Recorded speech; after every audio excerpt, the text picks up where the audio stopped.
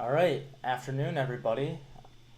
I decided that I actually did want to do a second live stream of me studying. It forces me to stay on point and to study for longer, so I decided why not? Otherwise, I'd get distracted while trying to study and it'd end up not getting very much work done anyway. So, kill two birds with one stone, get a live stream done, and get some extra studying done.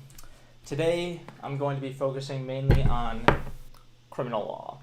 This is my first final and it is on Tuesday, and I haven't really prepped for it much because it's closed book and I wanted to focus exclusively on it once I got started with it. And yeah, I figured I'd get a good baseline for some of the other classes yesterday. Then today and tomorrow focus exclusively on this, and then Monday take it a little easier, do some other stuff and a little bit of light review. That way I'm not too overloaded with this. As you can see, I'm repping my son's gear today because they're actually playing right now, and I can't watch them because I gotta study. Oh, hey Kelsey, thanks for stopping in. That actually saves me the trouble of logging into my phone and making sure that the live stream is working and that chat is working, but I'm still going to open it up on my phone to the side so that way I have the chat open there and I can get straight into studying. So just give me a second to get this done. All right. And with that, I should be set.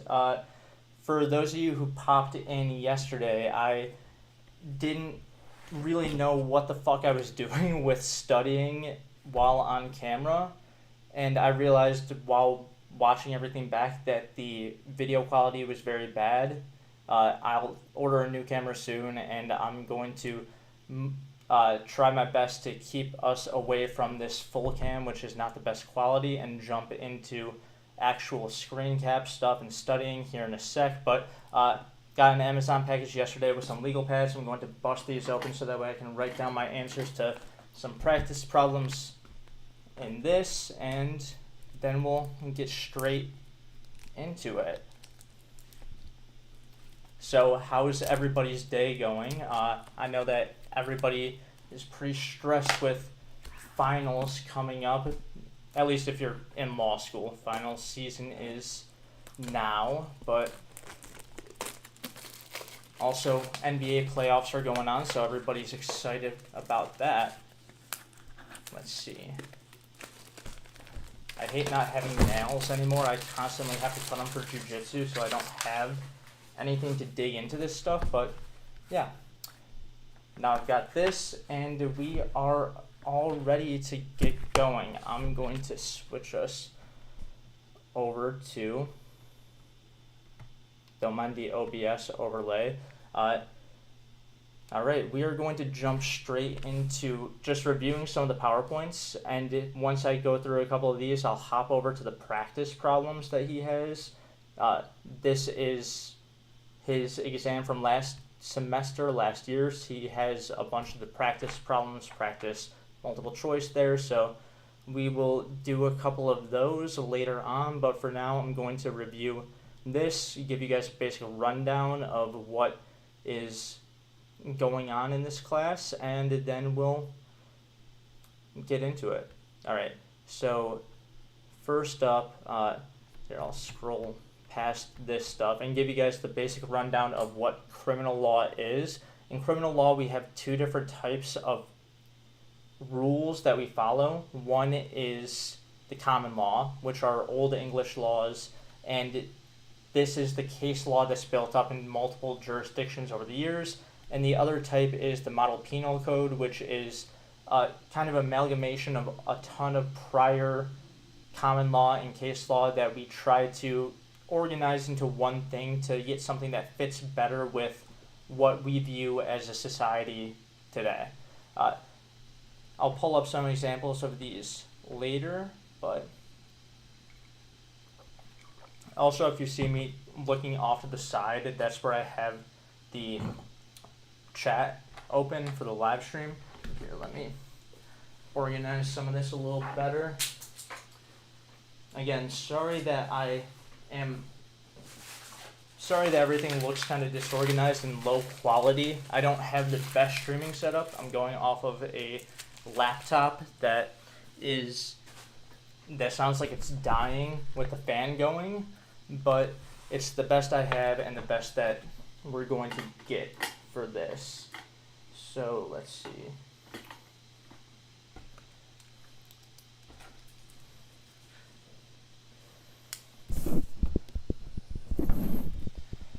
All right. Also, let me check off a couple of things on my daily to-do list. If you guys have any problems with the audio or the video, let me know. I'll try my best to fix it. But, yeah.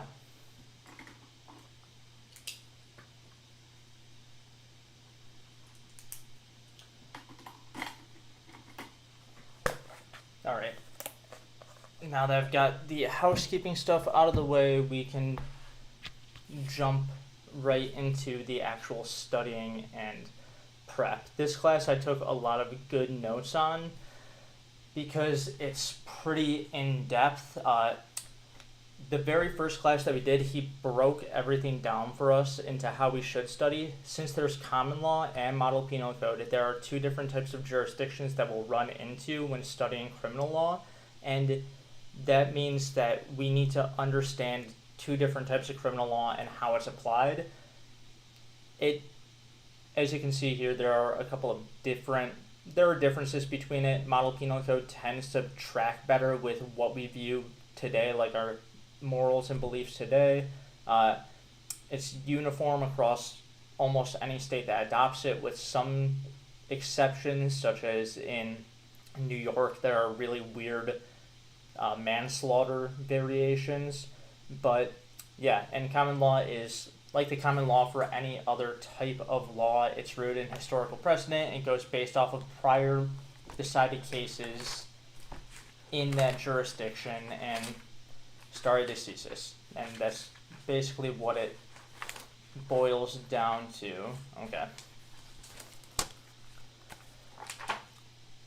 When we started this class, we started going over why we want to punish people, why we want to punish criminals and criminality, and there are a couple of different reasons behind that.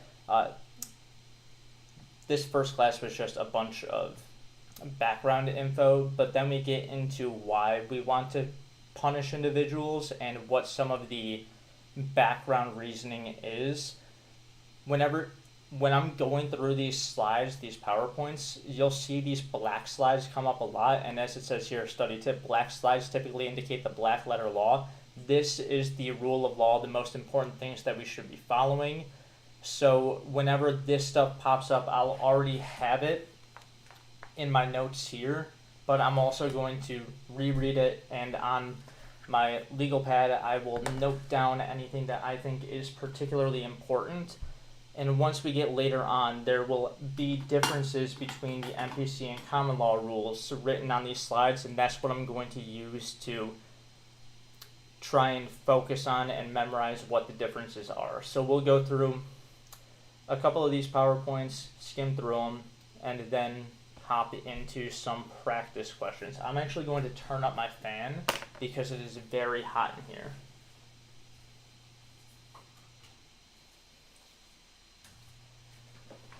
In Phoenix, we're already back up to the mid to high 90s, so it's new to me. Okay, so very first theory of punishment that we talked about was utilitarianism. I mentioned this a little bit yesterday when talking about property law. It's a philosophical idea about trying to maximize pleasure and maximize the good. You basically assign a numerical value to anything, and then you want to do what gives the best number, and in utilitarianism, that tends to be the most pleasure. Utilitarianism looks forward, and it's not about punishing people because punishing people is inherently good. It's about the benefits that come from punishment. And as you see here, the three primary goals are deterrence, incapacitation, and rehabilitation. And these are all forward-looking goals. So deterrence, if you punish individuals, then that particular individual is less likely to commit crimes in the future, at least in theory.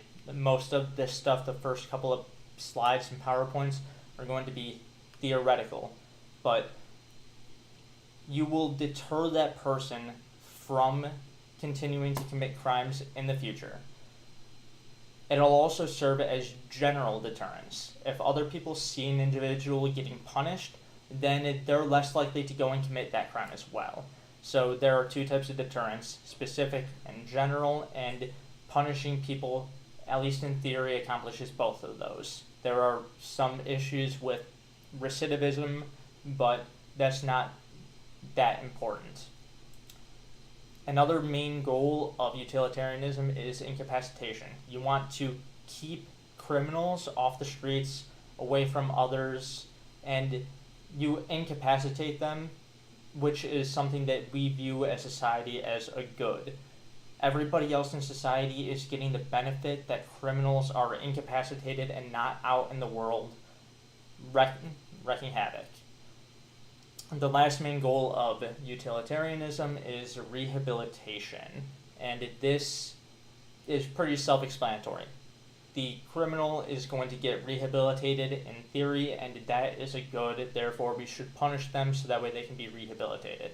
So, like I said, I'm going to write down the main things that I think are going to be important for my final.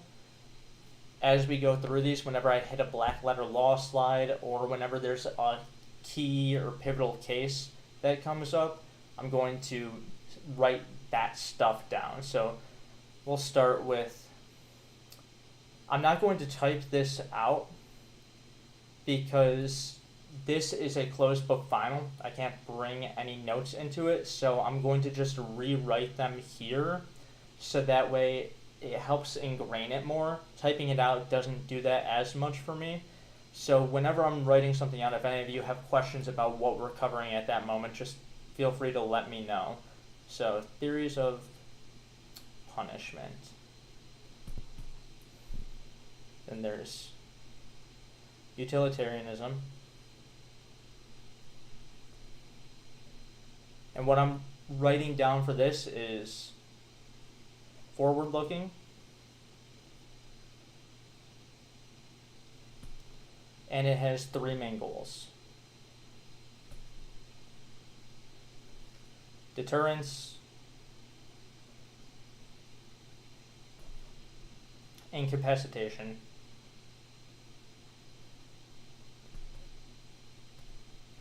and rehabilitation.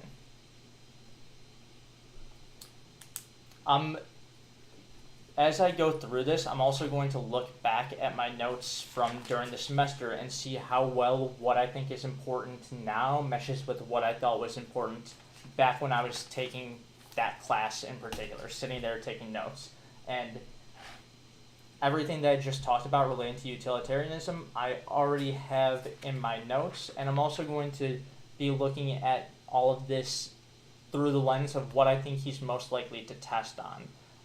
I don't feel it's necessary to write down that's associated with Bentham. I knew that coming into law school because he's a pretty influential philosopher.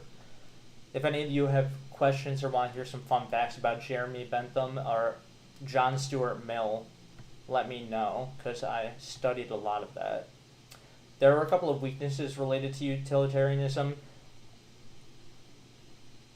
Most of them relate to whether or not it's actually deserved that you punish somebody. Under utilitarianism, you can punish somebody who doesn't actually deserve it, so punishing the innocent, so long as you think it'll end up giving the most benefit to society, which can be very, very dangerous. You end up criminalizing small offenses just because it'll give society as a whole a large benefit. So you'll end up punishing kids that steal candy bars because if other kids see that people that steal candy bars go to jail, then they're going to be more scared and less likely to do even some petty crimes like that.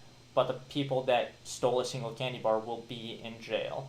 And there are plenty of issues relating to how we actually measure costs and benefits in utilitarianism, because not everything is monetary value, and everybody's view of what generates the most pleasure and most good is subjective to them.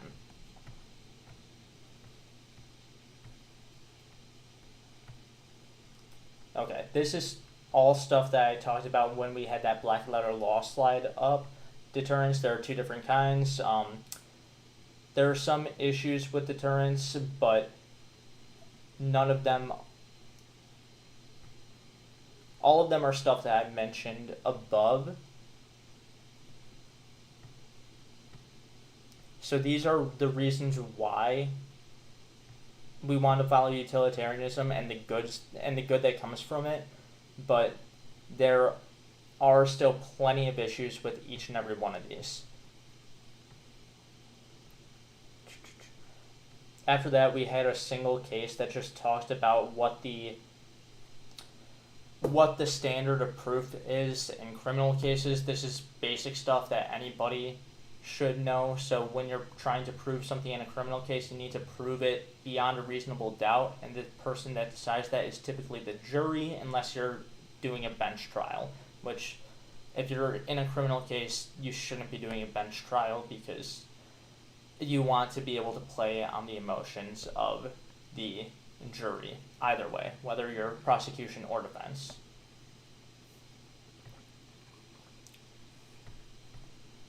Okay, and the rest of this class was just going over the syllabus, so we'll move on. And here, real quick in my notes, I'm just going to make sure I write down proof beyond a reasonable doubt.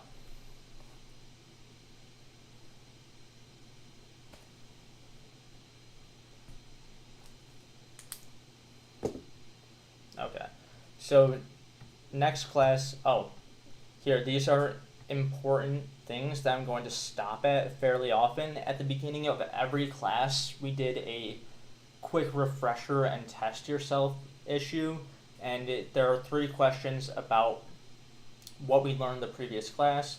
So it'll be beneficial as I'm going through this to stop and make sure that I can answer each and every one of these. And I recommend that any of you that are studying this along with me, whether you be a law student or you're just trying to learn as I'm going through and studying, you do these and test yourself. So the easiest question is define and explain utilitarianism. And all of these are stuff that I just explained as we were going through the last set of slides, but if you want to write out each of your answers, feel free, and if you struggle with any of these, go ahead and type a question in the chat and I will try my best to answer it, because explaining something to someone else really helps reinforce it in your own mind.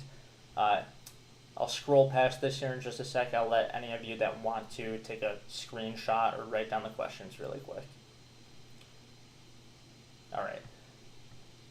Now we're going to move in. Actually, here are the answers for some of them.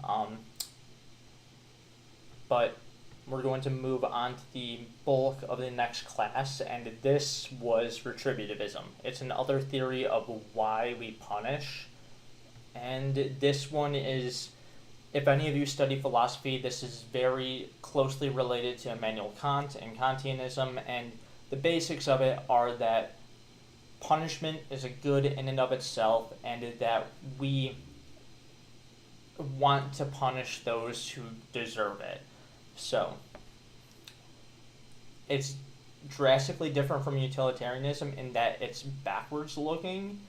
So you think about what the criminal has done, not what the benefits would be from punishing. You think about what they've done and the good that punishing them causes, because the punishment of a criminal is a good in and of itself under retributivism.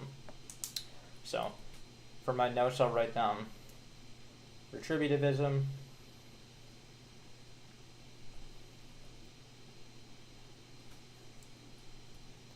backwards looking.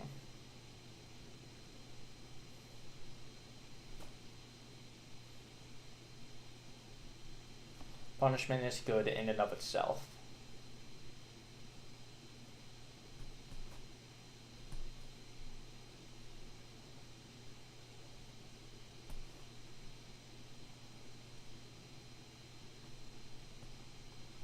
And it's important that we understand these theories of why we punish individuals so we can understand the rationale of how the law is applied once we get to the actual laws and criminal statutes that we're going to get to later on during this session and later on in this course.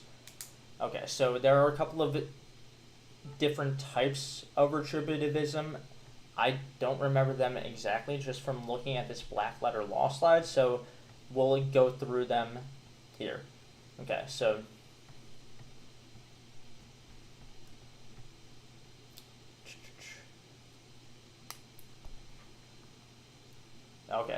one of them is and these are also subsets, not just positive and negative. Positive and negative are different from what we see right here with Kantian retributivism and modern retributivism. They are closely connected, but they aren't exactly the same. Kantian retributivism, you can't use human beings as just a means to an end, and this relates to Kantianism in general. The ends do not justify the means. They never justify the means. You need to view human beings as human beings in and of themselves. You can't look at them just as tools to reach a particular end. But under this, you can punish people under kind of a retaliatory theory, in that when someone wrongs you, you want to be able to punish them back, and it's kind of an eye for an eye. This point here is very important. Society is complicit if it fails to punish. So if we fail to punish somebody who has done a wrong, then we are accepting that wrong and we are kind of promoting it. Since punishing under Kantian retributivism is good in and of itself, we want to punish people. It's necessary that we punish individuals who have committed a wrong. If we don't, then we're not doing something that's good for society, and we're letting them get away with it, and we're complicit in the action. For this black letter law slide, I'm going to just write Kantian retributivism.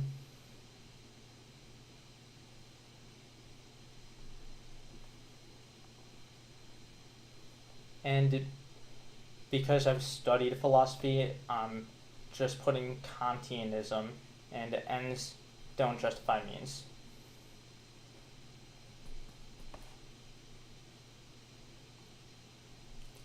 I'm a little nervous if any of my classmates pop in and see me studying, because this exam is on Tuesday and it's Saturday, and I'm just getting started reviewing for this class right now, so I am way behind the 8 ball.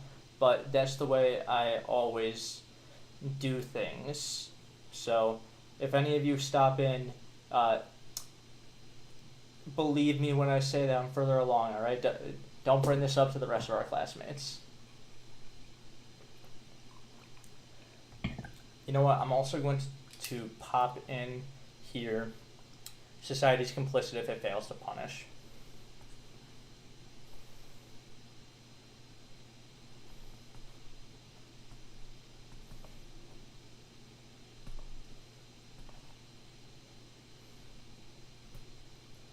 For the next time that I stream, I'm going to make sure that I go ahead and load up some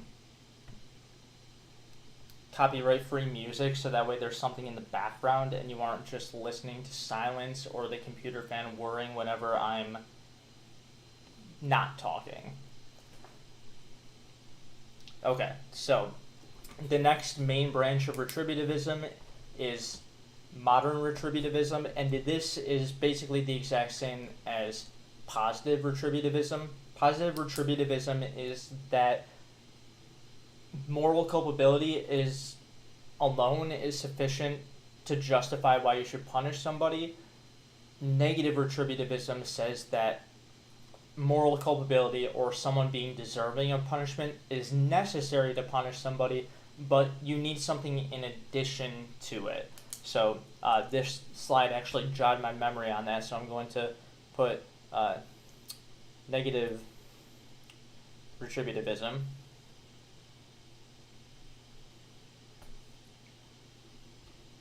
Desert is necessary but not sufficient.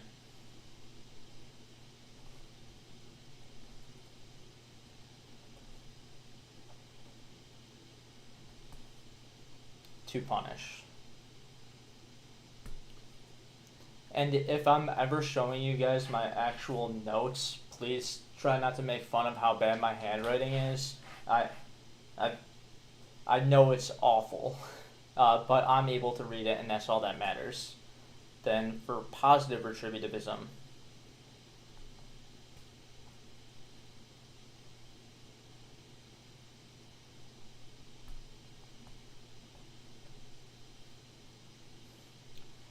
this is desert is sufficient to punish.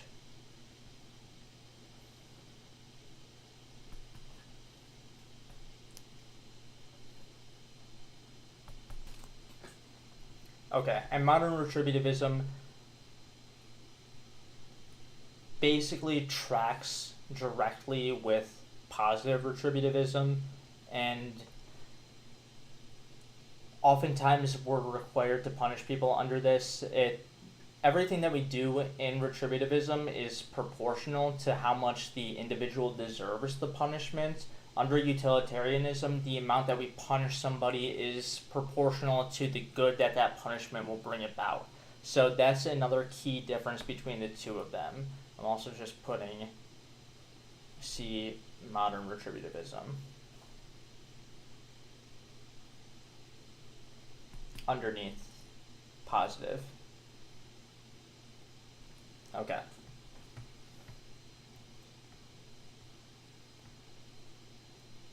Okay, there are some issues with retributivism. The main one that I didn't bring up already is that two negatives make a positive. How is it that we view punishment as a good in and of itself that doesn't really track? Because most of the time when we think of punishment, we think of it as a bad thing. But under retributivism, you're forced to think of it as a positive to make this worthwhile, and there are a couple of other issues with it as well, such as are the people that commit the offenses morally responsible? There's a difference between being deserving of punishment and being morally responsible for punishment and being morally responsible for an offense. So you can deserve to be punished, but also not be responsible for the action that occurred. So think of stuff like negligence.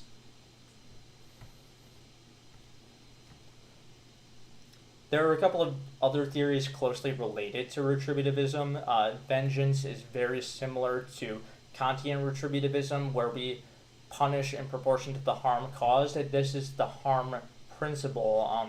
One of the foundational parts of it that we'll get to in a little bit.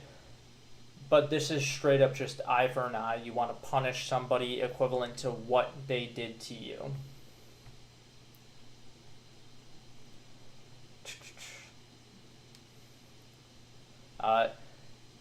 Most of these other theories aren't as important. They're just there to help you understand retributivism in general and some of the rationales behind it. Like, there's social cohesion theory, which says that punishment is kind of our representation of our dislike or disfavor for a particular act or offense, and that makes sense. That makes sense, but it's not as important or as integral. There are a couple of mixed theories. Actually, most people end up being mixed theorists, where you take certain parts of one form of retributivism and put them with another part. There are certain people that mix utilitarianism and retributivism. Like, I personally tend to follow utilitarianism, but I take the retributive view that punishment is a good in and of itself.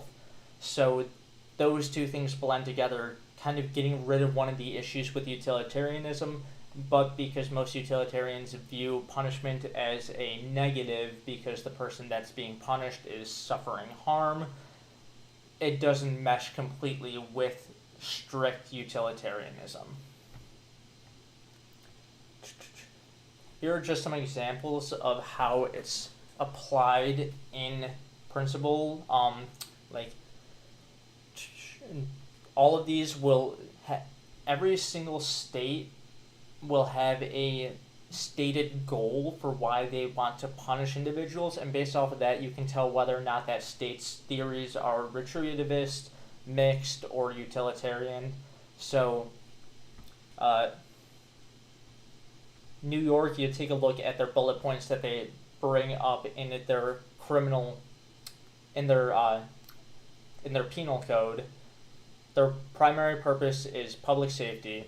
They ensure prevention of future offenses and prison when needed for public protection. Okay, so both of these last 2 points, I don't know why it's highlighting everything, but these last 2 points are very, very utilitarian. Public safety can be seen as either, so you can kind of view New York as mainly utilitarian with a little bit of mixed theory in there.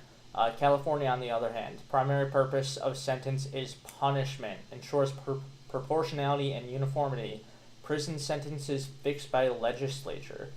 This is very retributivist. The goal of sentencing is to punish, not something else like public safety. In New York, they want to promote public safety, a utilitarian view. In California, their sentences are there strictly to punish, which is very retributivist. These are this is from Arizona's revised statutes, and it states the purposes of our sentencing in criminal law.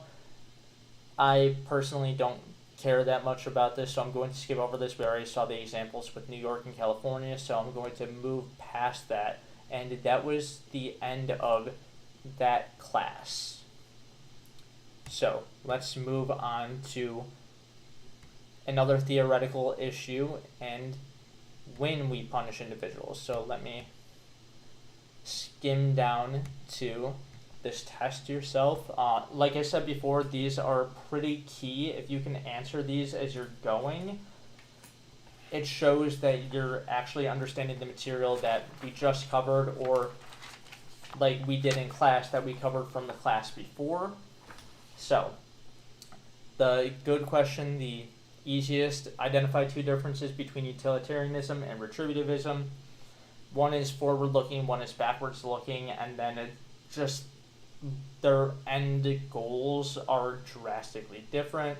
I will leave the other 2 to you guys to try and answer on your own if you want to, and then if you have questions, feel free to type them in chat. I'll let you take a screenshot or write them down quick, and then we will move on. I'm going to basically skip past these for the early ones, for the theoretical stuff, unless I was struggling with the slides beforehand. Alright. And I'll skip past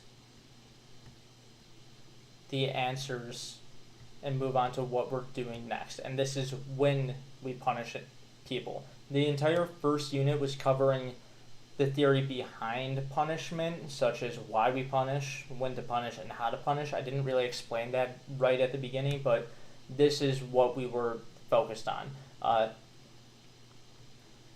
This isn't going to be as important come the final. In fact, I don't think that really anything from the first unit besides utilitarianism and retributivism is going to be important to the final, but it's still worth skimming over anyways.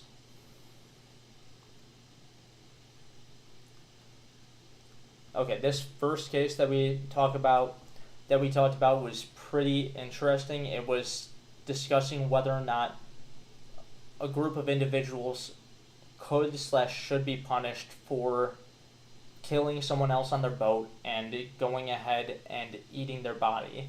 It's a classic case of cannibalism, and the question is, should this count as murder? The court ends up saying yes, unless there is a legitimate reason otherwise, such as self-defense, necessity. Certain things are not defenses under criminal law. Like, in general, necessity isn't unless it is a self-defense case. So this is the most important thing that came from this class. It is the harm principle. Okay, so this comes from John Stuart Mill, another utilitarian, and it states that society is not justified in interfering with individuals unless you harm somebody. So you can't punish someone unless they harm someone else. And there are a couple of different views as to what harm is, but the classic one is that harm is a wrong to somebody that sets them back in life or whatever they're doing. So for my notes, I'm going to write down harm principle.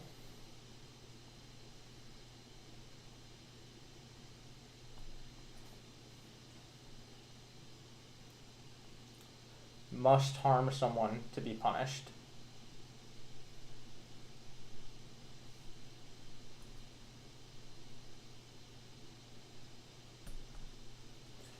And then I'll put classic view of harm.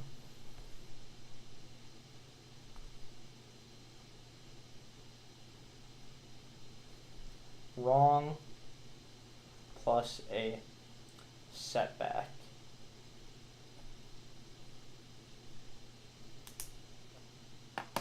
Okay, so also, I never explained to you guys why I'm studying like this. That's because my study style and my learning habits are that I learn best by explaining stuff to other people. So by sitting down and going through all the PowerPoints and explaining it in my own words that hopefully you're all able to understand and pick up and learn something from, it helps me to reinforce the material. And this comes from my background working in education as a tutor, a TA, stuff like that. And also I come from a family of educators, so educating other people to educate myself is kind of ingrained in me. So there are a couple of other replacements for why we might want to punish somebody besides them harming someone, such as if you violate social morality. There are certain things that society views as wrong that we might want to punish even though they don't actually harm anybody else. We might want to punish people who cause harm to themselves. This is oftentimes, say, a drug user or anything that we view as victimless crimes. You're causing harm to yourself, and oftentimes we still want to punish that even though it doesn't harm anybody else in society. And sometimes we want to punish people for offending others, which is, I personally don't see that one. I don't get it that much, but it is still here in the notes.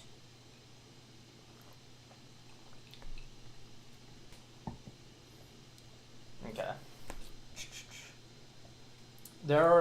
This talks about some of the other replacements for for punishment. So some of the replacements besides criminal conviction and then confinement in prison, jail, whatever. There are a couple of other things that we do. These tend to happen more often nowadays, and they're depending on the type of case that you're looking at, the type of crime that was committed. You'll see some of these more often, like administrative regulations. You see that a ton in corporate criminal liability, and that is something that you see often there, but you don't see it as much for individuals. Okay, and after that, for this class, I forgot that we even did this, we broke down how we should be looking at cases that we're reading, because to this point we'd only really done theoretical reading, like reading from Bentham, Mill, and Kant, and H.L.A. Hart, who's really associated with a lot of mixed theory rationale, but I skipped over that because we don't really have a ton from that. But from this point on, we're getting more into cases to try and determine what the differences are between common law and the MPC, which MPC is just Model Penal Code. I explained a little bit beforehand that that's just an amalgamation of a ton of prior common law principles put into one document that fits better with what we view as a modern society. You'll see what I mean as we get further into it. Okay. There's still quite a bit of theoretical stuff. We'll get through a bunch of it. We are at the end of the very first unit right now, and that means that after this PowerPoint, we'll be done with the theoretical stuff behind what punishment is and why we do it, and then we'll move on to one more theoretical unit before we get into actual crimes. So, and our professor likes showing pictures of his dogs whenever we finish a unit. So, at this point, there wasn't much of a test yourself for this because we just skimmed through what we had done to that point. What the harm principle is, some of the other things that we want to punish people for that aren't the harm principle, and then what the other alternatives are. And all of these are what we were just covering before.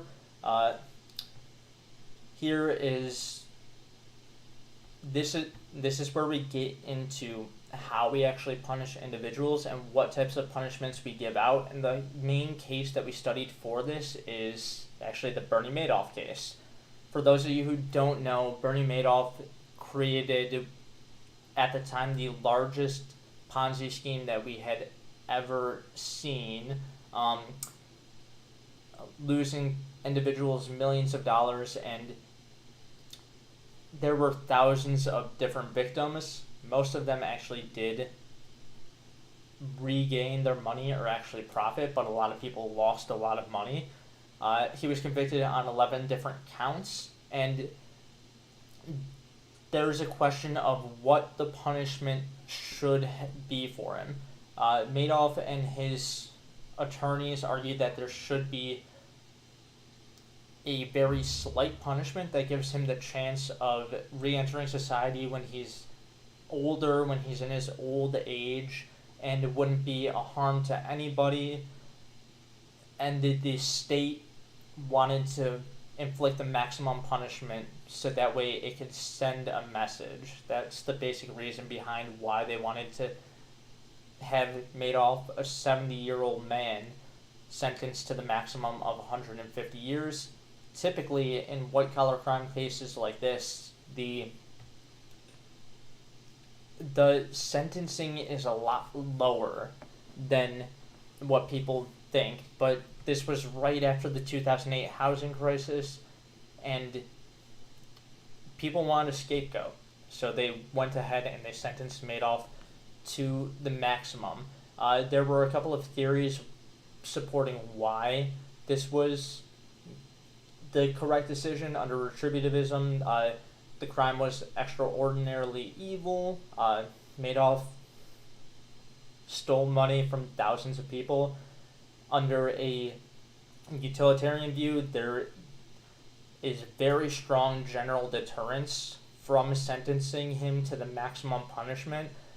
It sends a very strong message that anybody who does something similar is not going to get a slap on the wrist like used to be the case with white-collar crimes. And then there's also some social cohesion theory behind why we wanted to give this maximum punishment, because it restores trust in the government and in society that will punish individuals who commit the most wrong and do the most bad.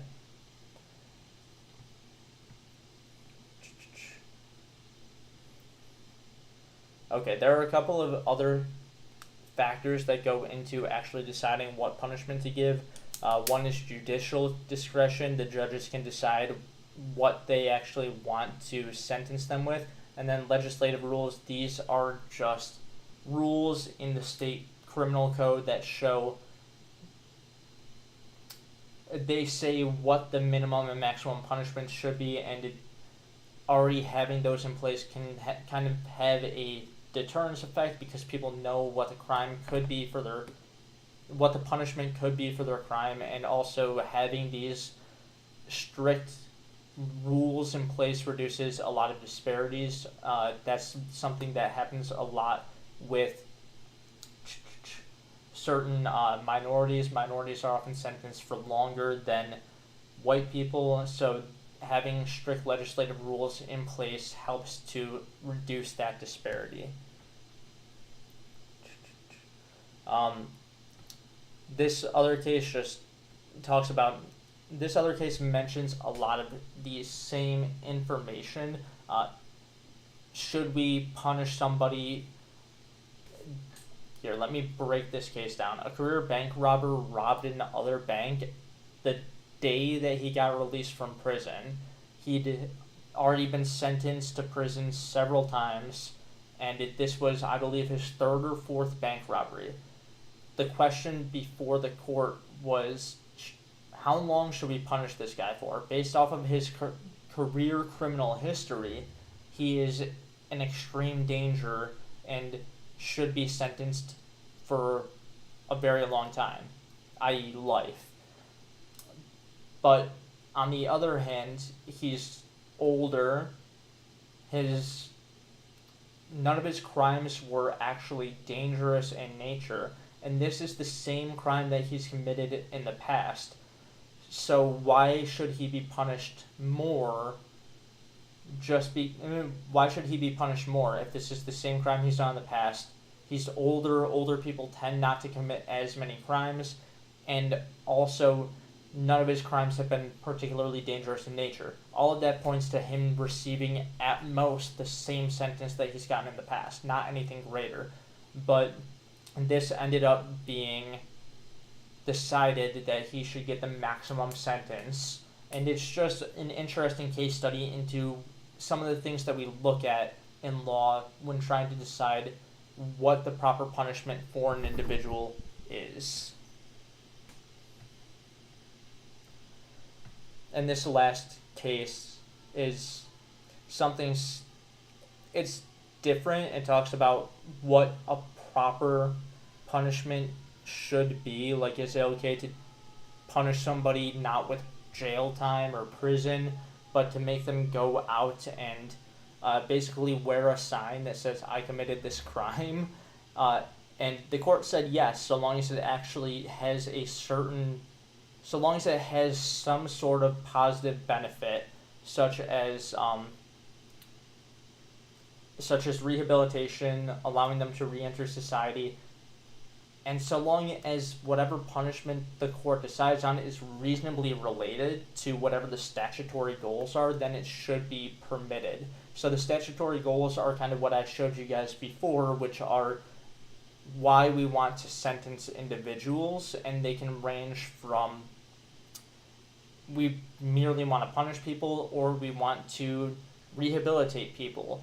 And so long as whatever punishment the court decides on is reasonably related to that, reasonable is up in the air, that's a jury consideration, then you can implement that. Type of punishment. So in this case, the court was allowed to I'm pretty sure the court was allowed to force this guy to wear a sign that said, I stole your mail or whatever, because it was reasonably related to the crime that he committed and the statutory goals. Okay.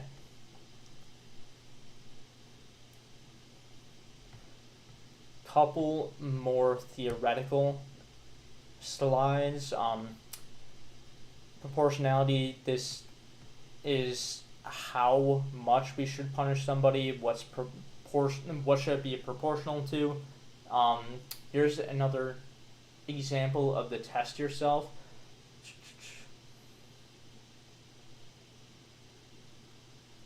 I will let you all work through this. Any of you that are here, feel free to work through this test yourself. I'm going to go to the bathroom quickly, and when I get back, we'll move on to the 5th lesson on proportionality.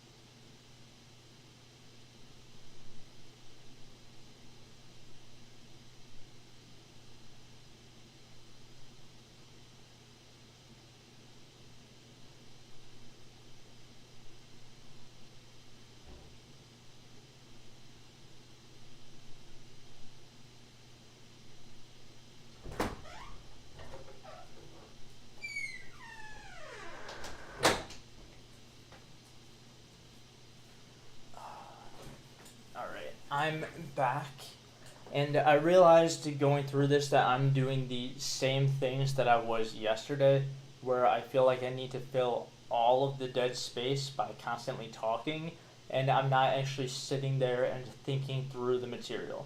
So as we keep going, I'm going to think through stuff a little bit more instead of just spouting out everything that comes to mind, and hopefully that'll give all of you a chance to write out any questions that you might have as they come up and stuff like that.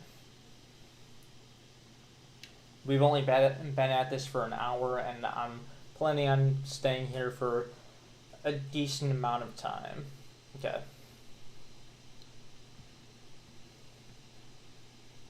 So now that we are done with the first unit behind what punishment actually is, now we get into some of the issues related to punishment, and this is all the limits of when we're able to punish, basically. Like how much we're able to punish, whether it's legal to punish this way, and what the requirements are to show culpability.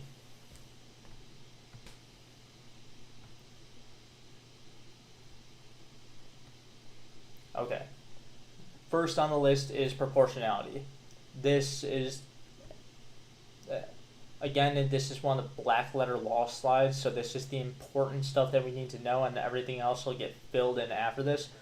Proportionality, very straightforward, is the principle that punishment should not exceed the severity of the crime, and this is guaranteed in the Constitution.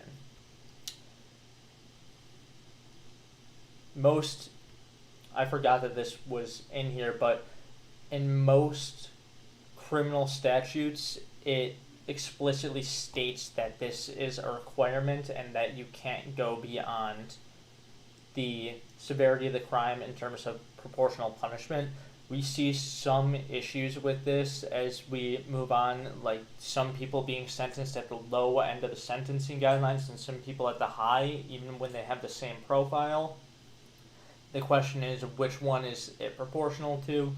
But for the purposes of this class and this exam, I doubt that that's actually going to be tested on. So for my notes, I'm just going to put proportionality,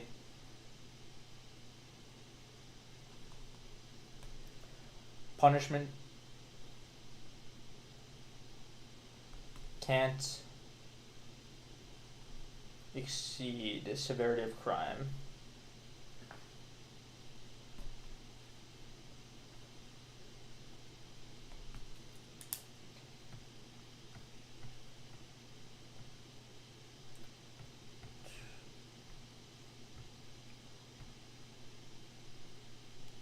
Okay, here's some information on how it relates to our main theories of why we punish, utilitarianism and Kantianism. Under utilitarianism, we view proportionality because you want to give people kind of an off-ramp. By punishing proportionally to how bad the crime was, you allow people to stop their crime at a lower level instead of continuing just to commit the most heinous crime. So, for example, say that somebody is robbing a liquor store. They've already committed the robbery, but if the punishment for murder is the same as robbery, they have no incentive not to kill the cashier at the liquor store. In fact, they're incentivized to kill the cashier at the liquor store, because it's one less witness that they have to deal with. So by punishing only proportionate to the crime, you're giving people a way to stop themselves instead of going to the most severe crime and the most severe option. You're giving them that off-ramp.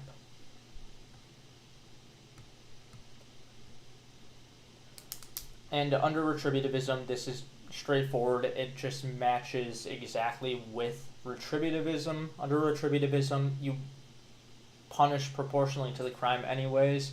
The person has to be deserving of the punishment. If the punishment is more than what they're deserving, you can't punish them under retributivism. So proportionality meshes very well with retributivism.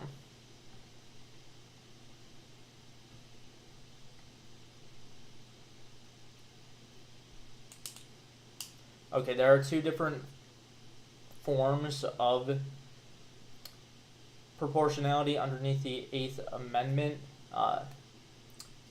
One is that certain types of punishments are never proportionate to the crime. The case that we have for this is that there shouldn't be a death sentence for certain types of manslaughter. They're never proportionate, and you see this all the time. There's no such thing as a life sentence for like misdemeanors. They're never proportionate. And then the other one is that individual sentences must not be grossly disproportionate to the crime. This grossly disproportionate is very vague. There's a lot of wiggle room. So in the Ewing case that we have, an individual stole golf clubs worth couple $100, but they had a criminal history. Because they had a criminal history, they were sentenced to a very long sentence. I forget exactly how long it was. It might have even been a life sentence for stealing golf clubs worth a few $100. One side of the court argued that this was grossly disproportionate to the particular crime that was committed in the stealing of the golf clubs, while the other side said that because of the defendant's criminal history, this was not disproportionate and this punishment could go into effect. They ended up, I believe, going with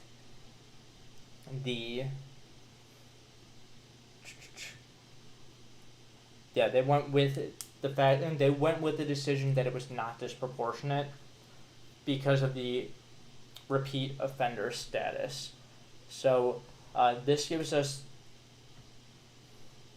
a couple of interesting. This gives us the Harmelin principles and the Harmelin test, which confused a lot of people in class. And you only get into them if the sentence is grossly disproportionate to the crime, and then you take a look at things like the legislature, what they said, penological variety, and federalism. So you take a look at what other people have been sentenced to for similar crimes in the same jurisdiction, stuff like that. But that's only if you can already show that the sentence was grossly disproportionate to the crime. So for my notes, Harmelin principles only go into effect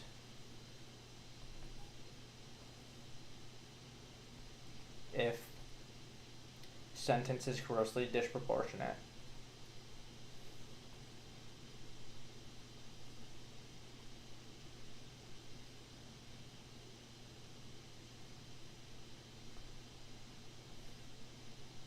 To the crime. And then you defer to legislature.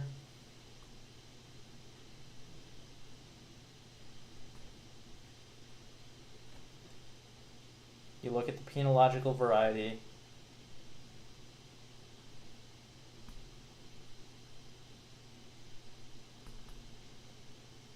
And prior sentencing.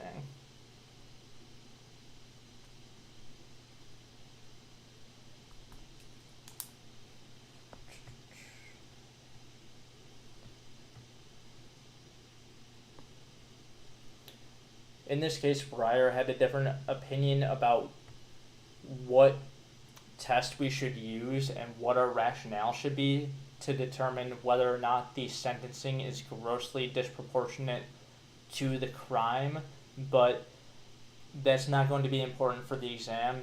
Most of the time, if there's a dissent, it doesn't really matter that much except for theoretical purposes in law school, because the majority is what becomes the common law. It's what becomes binding precedent. You have to decide cases based off of the majority.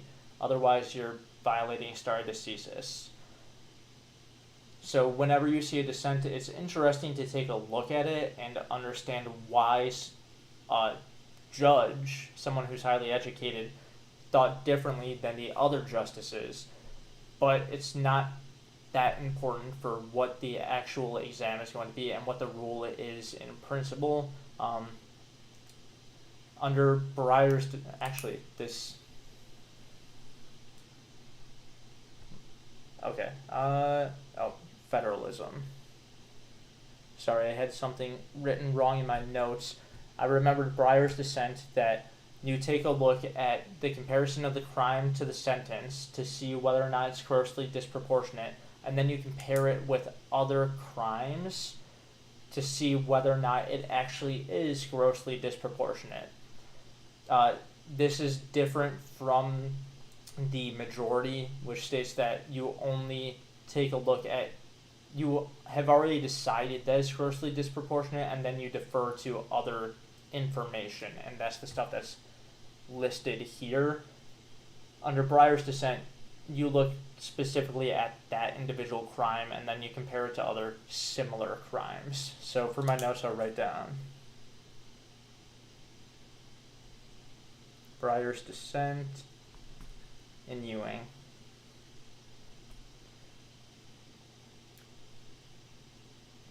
Must pass the threshold. Comparison of the crime and sentence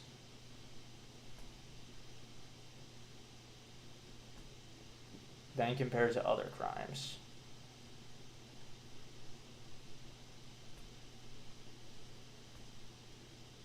And by other crimes, that means other crimes in the jurisdiction, as well as the same crime in different jurisdictions.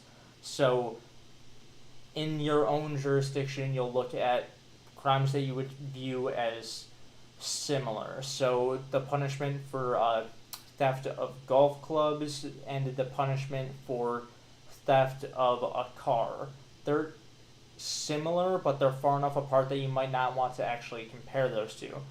You might want to look something more at what the punishment is for theft of a TV as compared to theft of golf clubs. That'll give you a better idea of what the proper sentence is in that situation.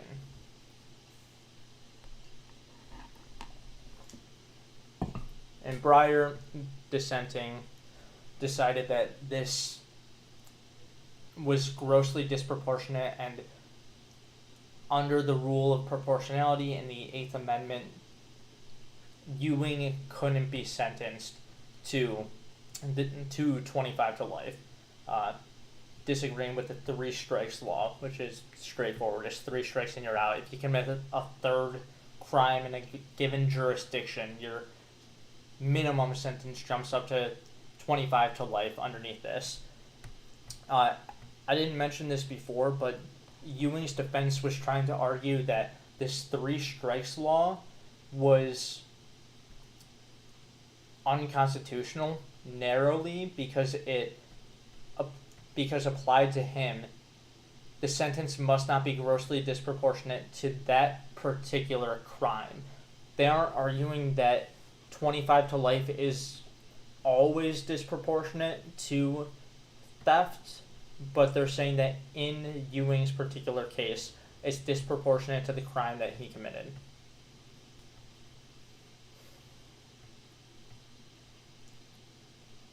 Okay, so here, this will be good to help us reinforce it. The plurality, which is what we end up deciding based off of, took all of these factors into account. Actually, this isn't what I thought it would be, so we can skip over this. And then Graham, this I mentioned up above when we were talking about the 2 types of proportionality underneath the Eighth Amendment. Certain categories of punishment are never proportionate to a crime, and what they said here is that a minor can never be sentenced to life without parole, because a minor can not be sentenced to life without parole unless it's a homicide case. They said that any crime committed by a minor, besides homicide, is not sufficient to justify life without parole under proportionality. So no state or federal government can make it so that way juveniles, people under 18, are sentenced to life without parole unless that crime is homicide. And we'll get to homicide later on.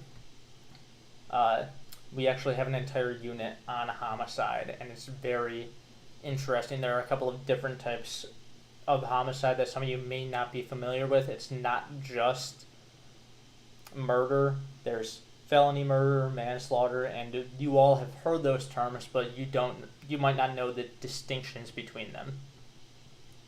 So let me just take a look at this last chart here, comparing these two. Breyer's dissent in Ewing. You need to view the threshold comparison of the crime and sentence. Then you compare it to other crimes within the jurisdiction. Compare it to the same crimes in other jurisdiction. And then look for any theoretical justifications for the punishment. If it doesn't satisfy this, then it's disproportionate and therefore invalid under the Constitution and unconstitutional. And that relates to our Eighth Amendment. The majority in Graham, and this is the broad category for Graham. You identify the categories that are superficially disproportionate, so those that are disproportionate on their face. You look to the legislature and what their rationale behind implementing it is, and then based off of those 2 factors, you decide whether or not it actually is disproportionate. and if it is, then it's unconstitutional, can't punish people that way. Alright, that was class 5. We actually had quite a few classes, 26. Okay. I think that we'll speed through these next couple of ones, and then we'll get into the actual bulk of the course, which is once we get down here. We have a couple of like smaller crimes and interesting stuff in solicitation and conspiracy, but the bulk of the course starts once we get to class 13 with rape, and then murder is after that. And then there are a couple of defenses and stuff after that, but for right now, we'll speed through these next couple. I'm not sure when I'm going to do the practice questions yet, but for now, let's just keep going through the notes. I might do them right before we get to the bulk of the course, or I might do all of the review first, and then we'll go. For the test yourself, we can quickly go over these. Again, this is just the stuff that we covered on the previous PowerPoint and making sure that we understand it. What are the two kinds of Eighth Amendment proportionality claims? One is broad in that certain types of punishments are never proportionate to certain types of crimes and are therefore unconstitutional. And one is specific. In a specific instance, this punishment is not proportional to the severity of this specific crime and therefore it's unconstitutional. It's not saying that they're never going to be proportionate, it's just saying that in this particular instance. And that's our Ewing case, and then the broad one is the Graham case that we just went over. Next question, why do utilitarians favor proportional punishments? And it's that off-ramp theory. It gives us a reason to stop at a lesser crime. And then can you come up with a sentence that the Ewing plurality might find grossly disproportionate? And that one, not really, because if they're already saying that 25 to life isn't grossly disproportionate because of their prior sentencing, it's difficult to see anything that would be grossly disproportionate. Maybe you could look at capital punishment or the death penalty, but that would fall into the broad general category then of Eighth Amendment proportionality claims, in that it's never proportionate to have the death penalty for theft, at least in modern day. In Old England, every felony was met with a death penalty. So, yeah, if you stole something back in England back in the day, you could be sentenced to death. And that's part of the reason why we have so many differences between the common law and the MPC as we get further. Okay. Okay, this is just reiterating some of the stuff from that last class.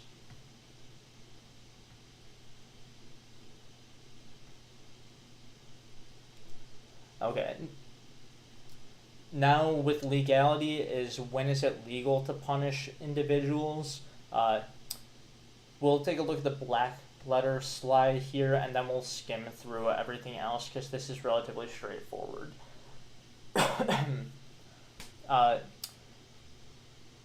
Basically, everything needs to give fair warning to the public that what they're doing would be a crime. Then, for anything that's a common law crime, you need to comport with due process, and you can't violate due process to enforce a law. There's the rule of lenity, which we'll get into, and then another thing under the due process clause of the amendment of the Constitution is that we aren't allowed to have vague laws. So common law crimes are anything that's a misdemeanor, or there are quite a few common law crimes. I'm blanking on what exactly this is here. I'm actually going to just skim past this. I'm pretty sure that's not as important. Okay, the main issue of legality is whether or not the statute gives fair warning to the public that the act that they're going to commit is criminal in nature.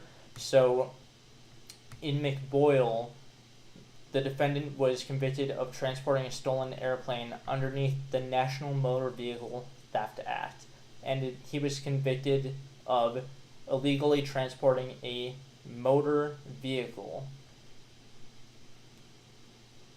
The question before the court was whether or not an airplane classifies as a motor vehicle, and the court said no. In general, every law needs to give fair warning to the individual that what they're doing is illegal, and the court said that the language of the statute didn't give fair warning that transporting an airplane would be illegal underneath the National Motor Vehicle Theft Act, because it's questionable whether people would view an airplane as a motor vehicle.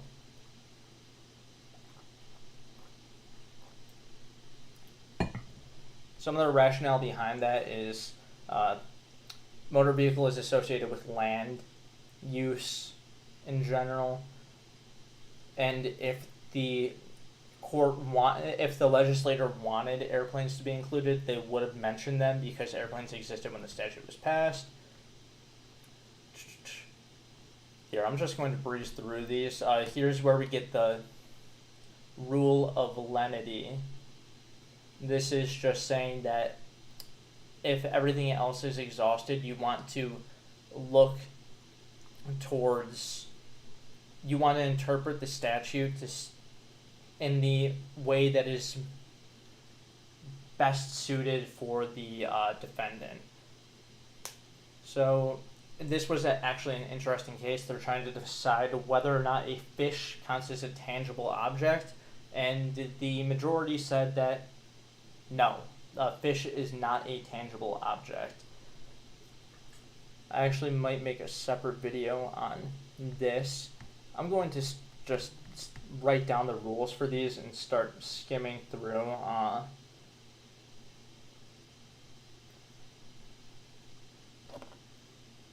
If anybody has questions, feel free to pop them in the chat, but I'm not going to sit here and re-explain everything over and over. Oh, I just got the notification that the Suns won. It's very nice. Okay. So, boil.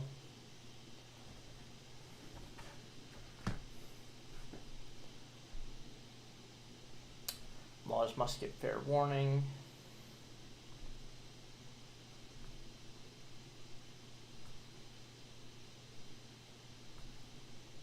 Of what is criminal. And I'll put airplane case.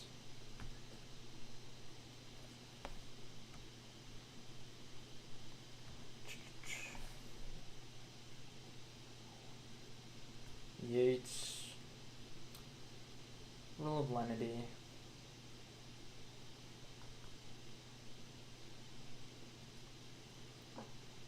And then fish as tangible object case.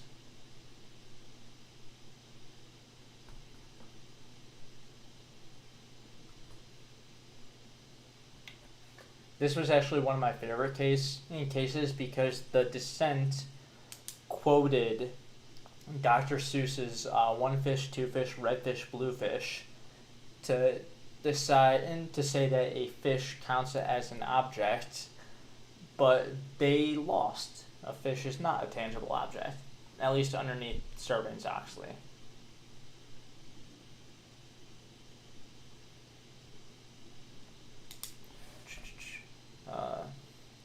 Lenity only after all other tools exhausted.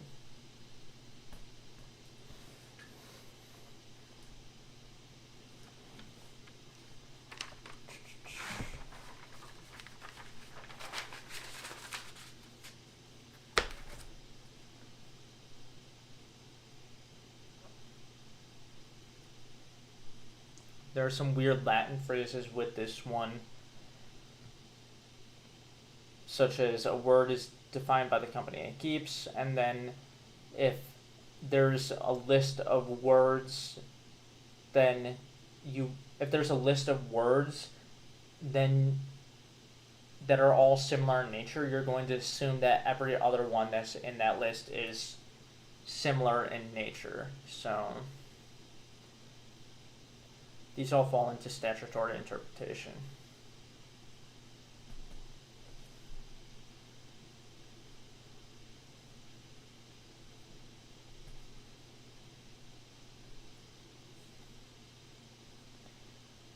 And words similar.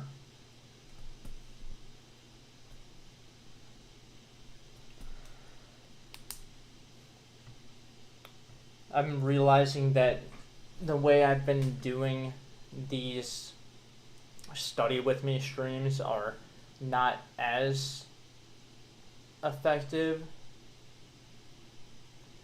So I'm going to settle into more like just straight up studying, and I'll answer questions that anybody has, and I'll explain random stuff along the way, but I'm not going to sit here and explain everything like I've been doing for the past 2 days, because that's not that beneficial.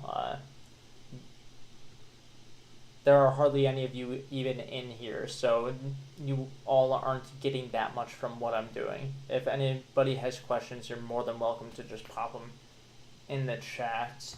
And here, I'll make sure that chat is working. Okay, it is. So, yeah.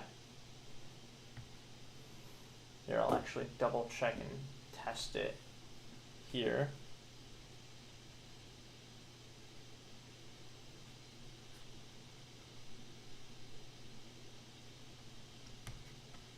Okay.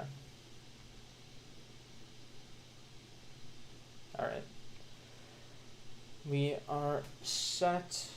Okay, I'm just going to start working through this. I'll explain random stuff as I go, but I'm not going to explain everything like I have been.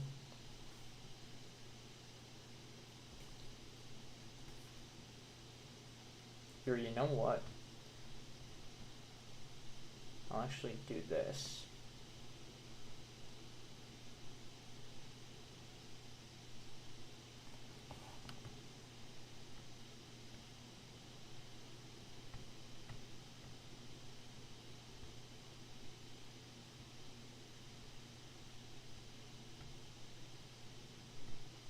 Sorry that you all are watching me type this out.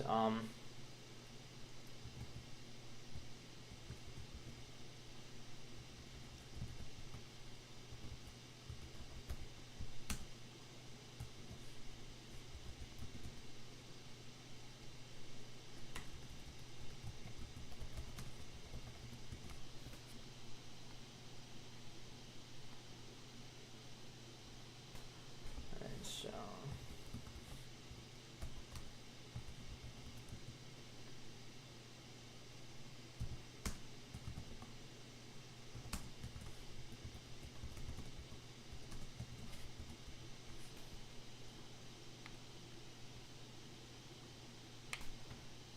I'll increase that. We'll make this.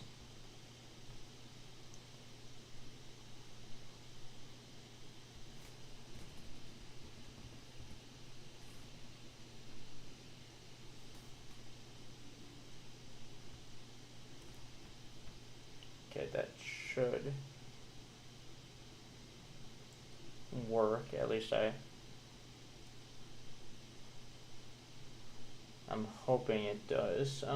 Here, I'm going to actually drag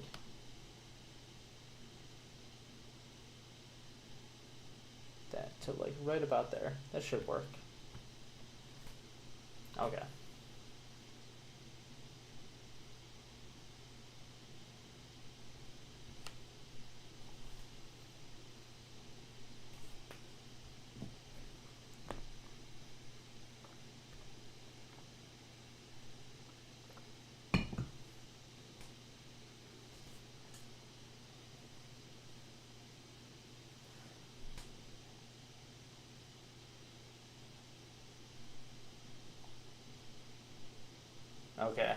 This I'll explain a little bit.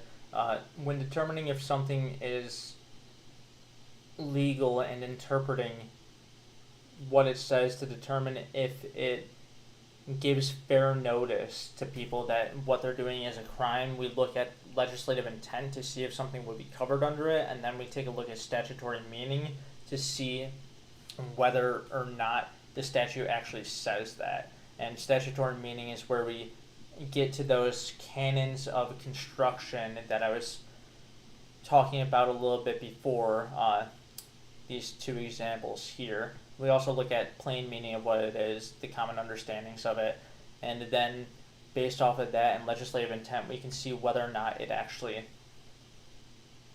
relates.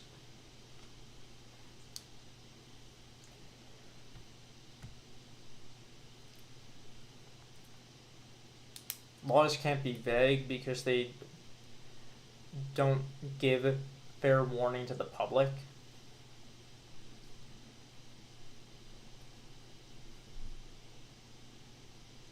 A law can be vague by not being clear and giving fair warning, or by how it's enforced.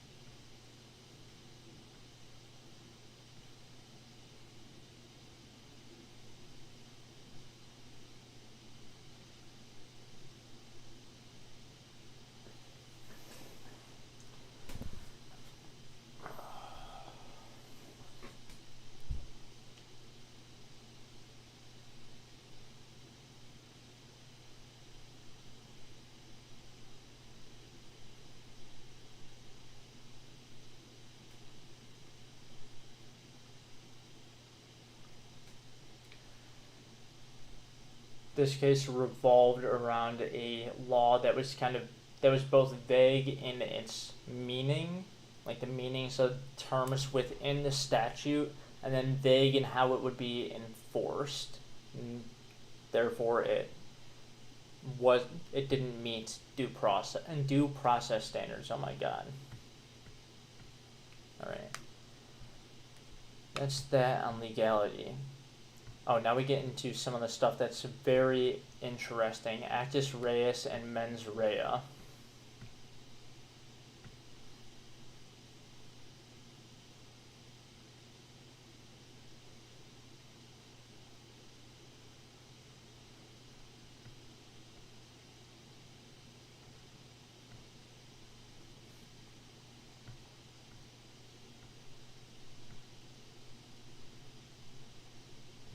These are the two ways that a statute can be void because of vagueness, the lack of fair warning that I mentioned, and then the potential for arbitrary or discriminatory enforcement.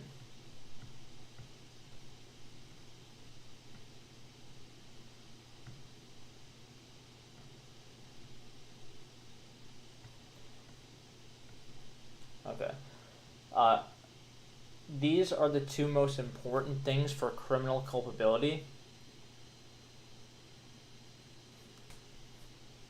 They're mens rea and actus reus. In order for somebody to be culpable for a crime and to thus blameworthy for it, they need to have mens rea, which is a culpable mind. Their mindset needs to be guilty. This often translates to guilty conscience. And then actus reus, their act needs to be voluntary in nature.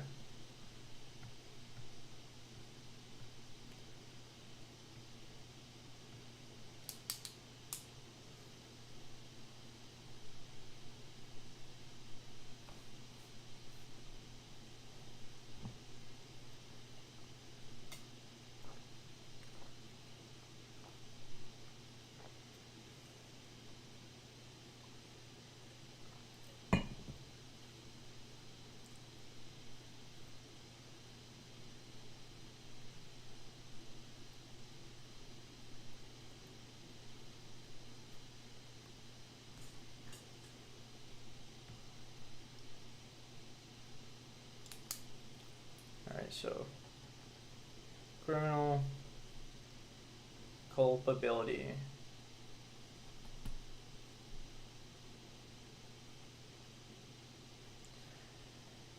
Mens rea plus actus reus.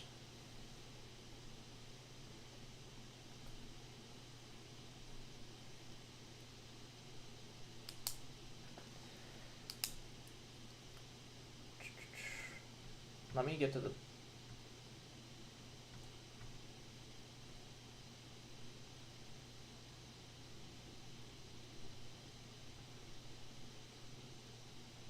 Okay.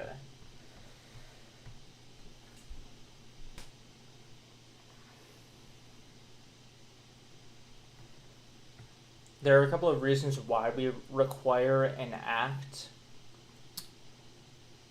instead of just punishing people for their thoughts alone. And the main one is we don't punish people for bad thoughts alone. We require them to actually act on those thoughts before we can punish them. And the actions that an individual takes are evidence of those thoughts. One big issue that we would commonly run into in the criminal law if we punish people purely for their thoughts is that people could be punished for fleeting thoughts. You need to actually act on it in order to be culpable or morally blameworthy, guilty. These are all synonyms for criminal culpability. And the first part that we need is that they commit an act. This, again, distinguishes fixed intentions from fleeting ones. This allows us to punish people only when they actually act on their intentions. If they just have a fleeting intention and they don't act on it, then we don't want to punish them. If we punish people without an actus reus, then we would over-criminalize and over-punish. The type of act that's required varies from state to state, and it depends on what type of state statute you have, but the one commonality is that they all have to be voluntary, and by and large, failure to act or an omission doesn't count for actus reus. It doesn't count for it doesn't count towards it. You aren't morally blameworthy or criminally culpable for failure to act unless you have a duty to act. And there are a couple of situations where you will have a duty to act, and inaction can actually be criminally punished. We'll get into those in a bit. Here's just how actus reus relates to our theories of why we punish people. So, let me write down actus reus,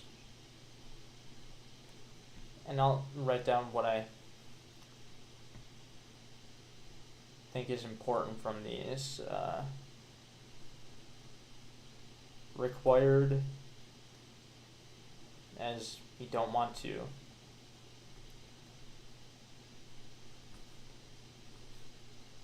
punish thoughts.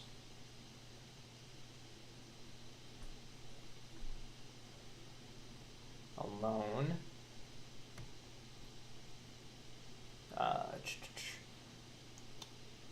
The act must be voluntary.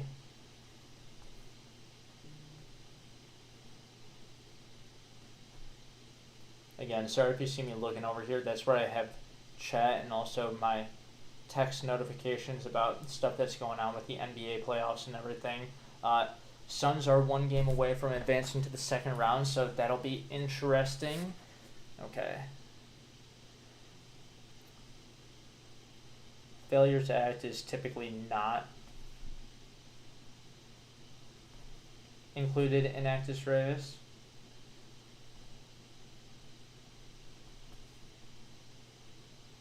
Except in very rare circumstances. And we'll get into those duties in a bit.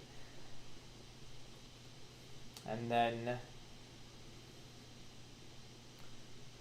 relating to retributivism, we only punish people when they're blameworthy.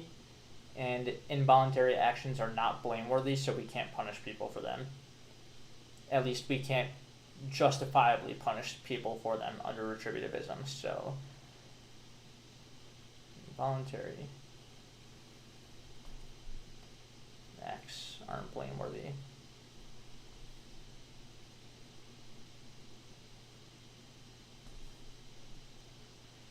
Retributivism.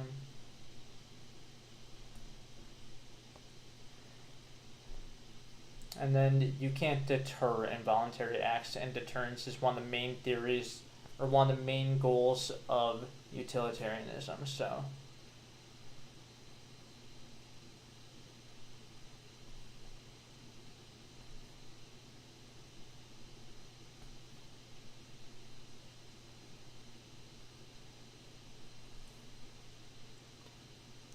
utilitarianism.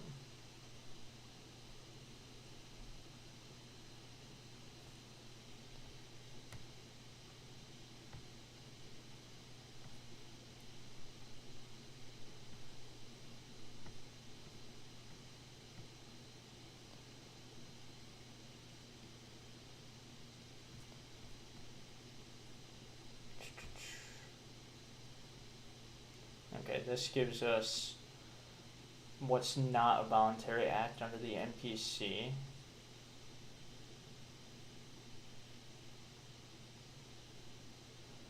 A lot of these are fuzzy. Like, do these count as actions or inactions? Let me write down what counts as an action under the MPC, or what doesn't count as voluntary under the MPC.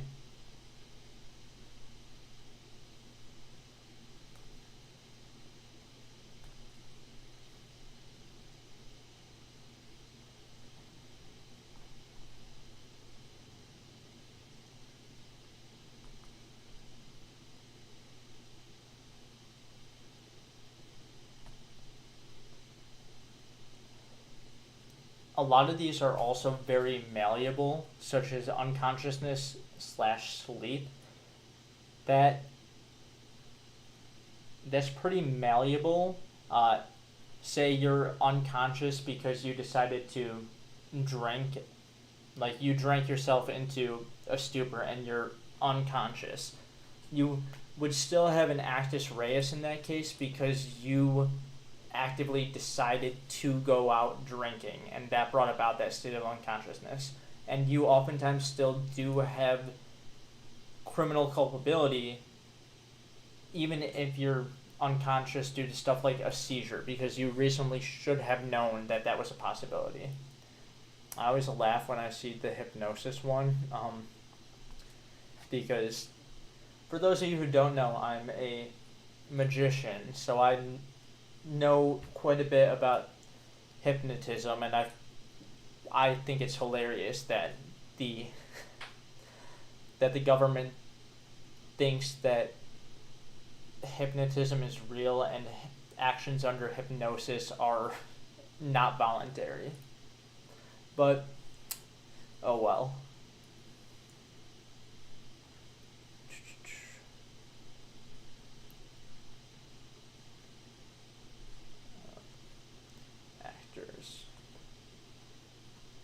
Okay.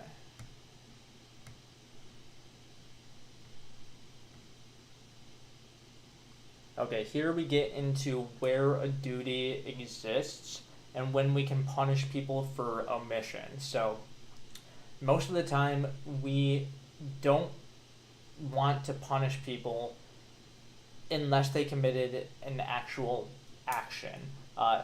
Punishing people for failure to action infringes on their liberty and forces them to go and do something that they don't want to do. We don't punish individuals for not going and trying to save somebody from a car crash. Like, you see a burning car crash, or easier example, you see somebody drowning. We don't force individuals to go and save that other person, because that would create a standard where you can infringe on someone else's liberty to go and save somebody else, and at their own risk. We also don't do the same things in criminal law.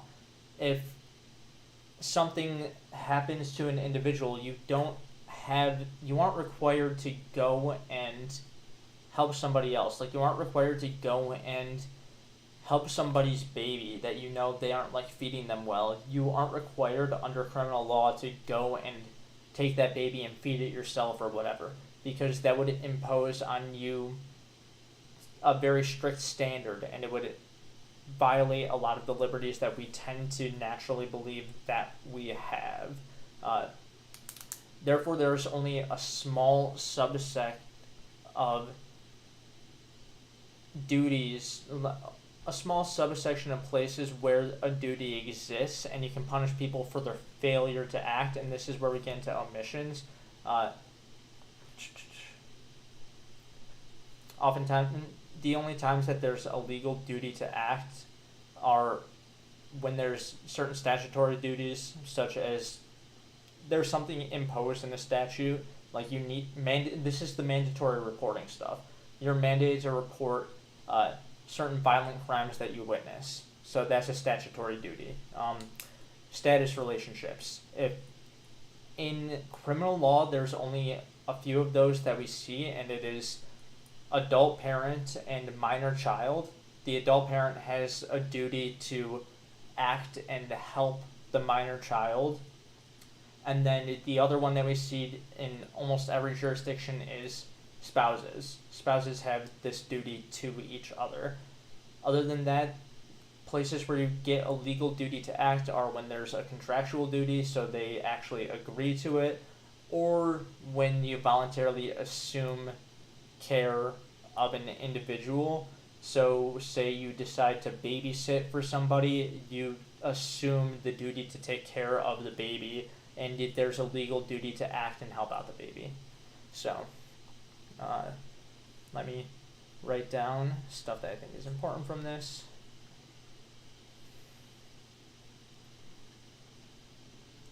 Legal duty to act when statutory duty.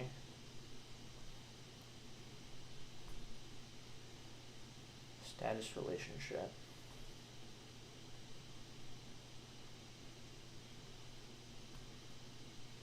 Contractual duty.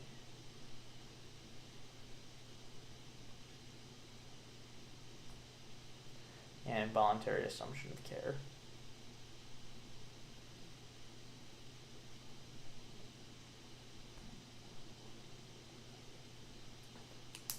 Okay. That is all from Class 7. Class 8 is on mens rea, so guilty mind, what type of mental state you need to have in order to be guilty, or in order to be criminally culpable. I'm going to leave this test yourself up, and I am going to quickly swap this. Okay, I will be right back. As you can see on the screen, I'm going to refill my coffee. I'll be back in just a few minutes. Feel free to answer any of these questions, and if you have questions for me, type them in the chat.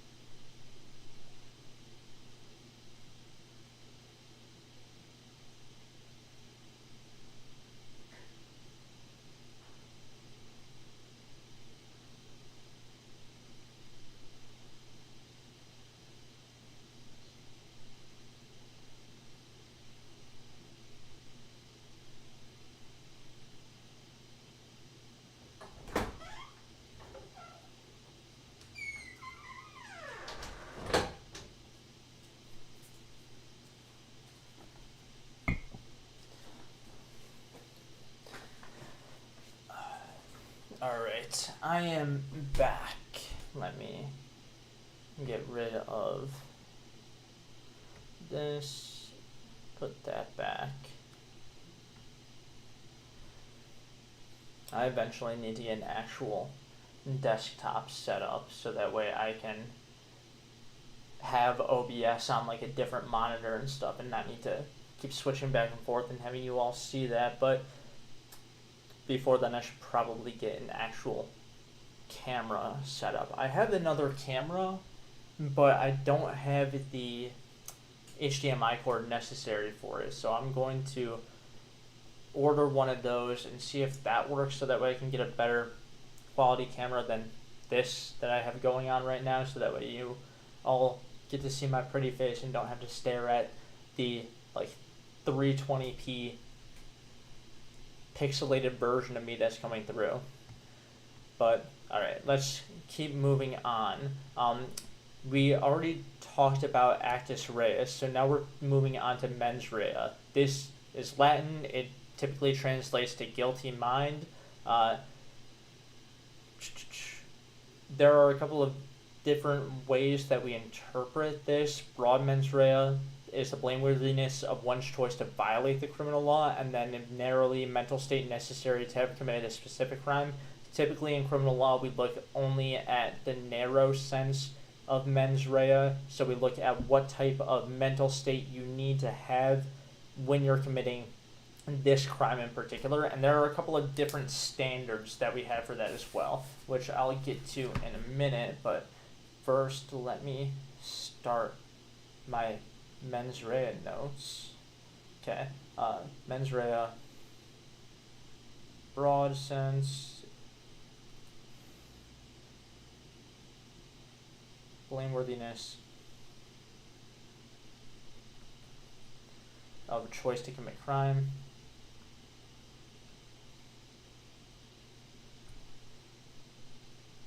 And then in the narrow sense, the mental state necessary for a specific crime.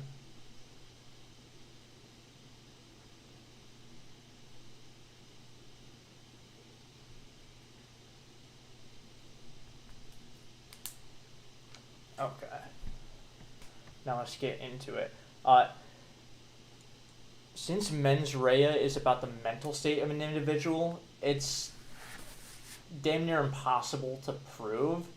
So there are a couple of things that we use in criminal law to prove what someone's mental state is, and the big one is circumstantial evidence. This is what their actions were and how... basically what their actions were, what their statements were. We take all that into account to try and determine what their actual mental state was. And on top of that, we have a couple of permissive presumptions. These are things that if you see something particular happen, you're allowed to presume something else. So the big example is that we are allowed to presume the natural and likely outcome of one's actions was intended. And I know that can sound a little confusing, but say you point a gun and you fire it at somebody. You point a gun at them, you shoot it. The natural and probable outcome of those actions are that you shoot the person. So we're allowed to presume that you intended to shoot that person if you pointed the gun at them and pulled the trigger. That's a permissive presumption, and that's how it works. That's typically the only one that you're going to really be thinking about in criminal law, is the natural and probable outcome of somebody's actions is we can presume that that was intended. And then there are a couple of objective standards that we have. Negligence is a factual question, whether or not somebody was negligent. This you can go over. The jury basically decides if somebody was negligent, and there are certain standards for negligence. The negligence standard in criminal law is different from tort law. We'll get into that a little bit more later on. The common law is a shit show when it comes to the mental states that people have. all across different common law statutes, you will see the requirements that somebody's actions be malicious, depraved, wicked, corrupt, wanton. None of these really have any meaning. There's no legal definition for something that's malicious or depraved. They are very similar, and it's all over the map. So in order to try and fix this, the MPC, which is a little bit later down, boils it down into just 4 different mental states. But before we get into that, I'll quickly explain specific intent as well. Specific intent is the requirement that you have the intent to commit that crime. It's not often used, but it is used enough that you should know what it means. Like sometimes this requires that you have this is applied in a couple of different ways. Sometimes it's applied as an additional purpose to your conduct, that you have the specific intent to have this outcome, and other times the specific intent is applied to show that you have additional knowledge about certain circumstances. Like if you put like Tylenol in somebody's drink and you know that they have a heart condition or something, you have you can show specific intent because you know those attendant circumstances about the person's health condition. As you can see, common law mens rea is all over the place. I skipped over this already. Depraved heart it's confusing for everybody, and depraved heart murder is nobody knows what it means. So the main thing that we use when studying mens rea in criminal law is the MPC. Okay, so there are 4 different MPC mental states that are related to mens rea: purpose, knowledge, recklessness, or negligence. I am actually going to pull up in my textbook the MPC definition of all of these because they are that important. Let me get to it quickly. Okay, so it is anybody that has a copy of the MPC, it's in section 2.02, and it is an entire page in small prints worth of information. I'm going to rewrite these down as I go so that way I make sure that I have it memorized. But very first one, purpose. A person acts purposefully with respect to a material element of the offense when, and you can already see that this is going to be very wordy and legalese. So let me try and break it down. You have purpose if it is your conscious object to engage in conduct that will bring about a certain action. This relates back to what I was talking about with permissive presumptions. If it's your conscious object to bring about a certain outcome, then you can be said to have purpose. So here, I'm actually going to move on to a different page for this, because this is one of the most in-depth things about criminal law. It's typically easy to see what actus reus is required for certain crimes or what action is required, but to determine what mens rea or mental state is required to punish an individual is quite a bit harder. So let's go MPC, mental states for mens rea.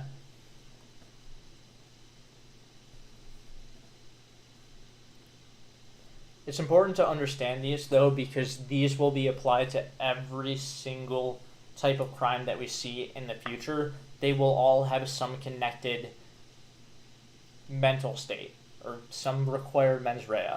So first is purposeful.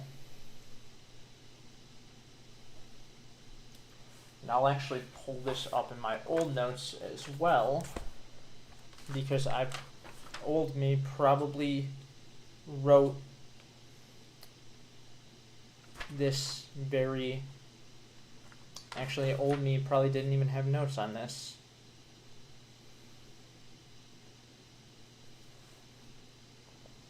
Yep, old me doesn't have notes on purposeful, but purposeful is very straightforward. So, like I was saying, if it's your conscious object to bring about a certain outcome, or if it's your purpose to bring about a certain outcome. A lot of these are going to be in legalese, and I'll try to boil it down as much as I can. So conscious object to bring about an outcome.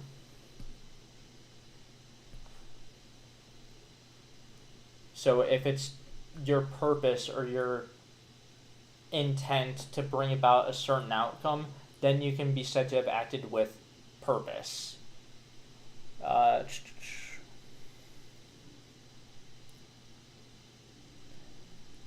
Or another way that purpose can be shown or purpose can be met is if a crime requires certain attendant circumstances that you are aware of them existing. So burglary, for example, involves breaking and entering at night of a building used as a dwelling.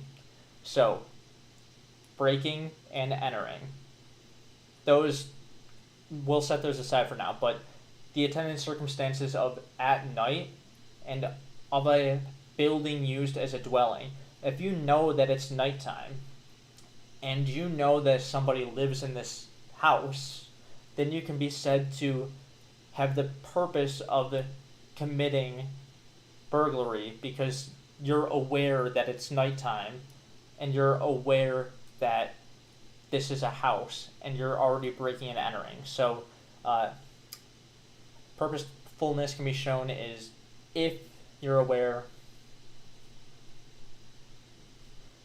of certain attendant circumstances.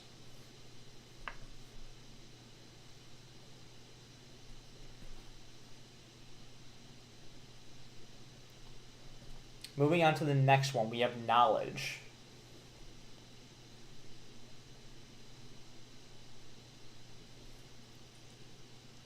Or knowingly.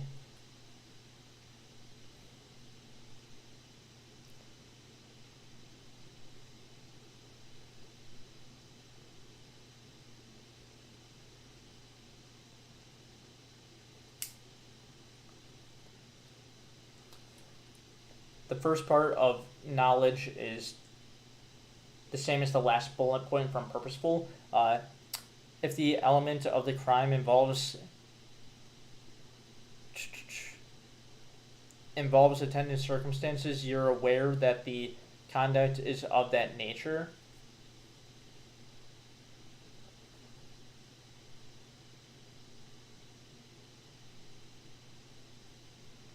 Okay, so if an element of the crime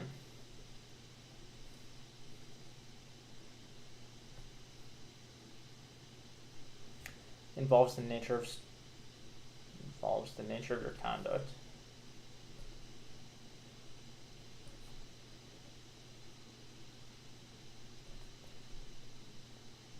and you're aware of it,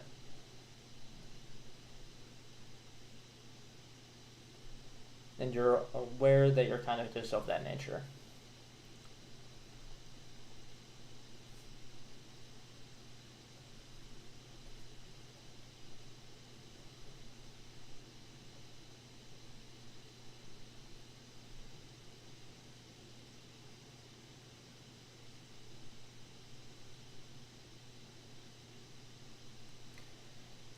The other one under knowingly is if the element of a crime involves a result that you are aware is practically certain will come about, then you can be said to have knowingly done something. So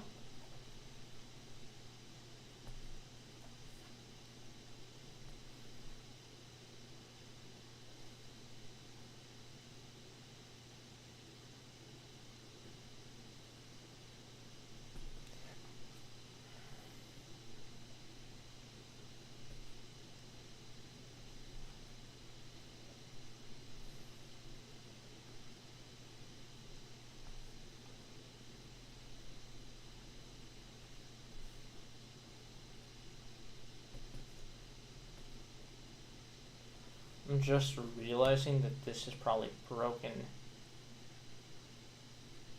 down. Oh, no, this brings us to the Alanis case, which is interesting but not quite necessary for what we're doing today.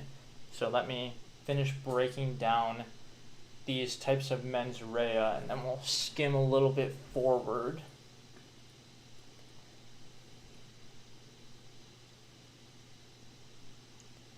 Okay, so reckless, if you ignore a substantial and unjustifiable risk.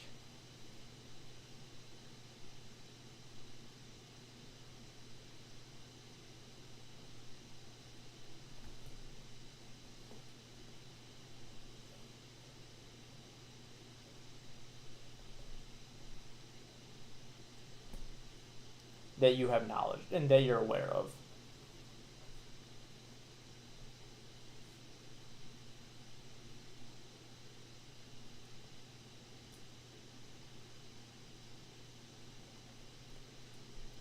And negligence is basically recklessness, except you aren't aware of the substantial and unjustifiable risk. So negligence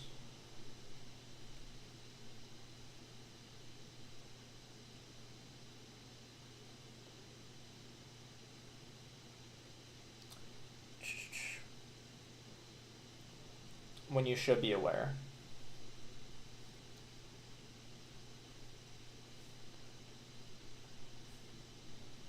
Of a substantial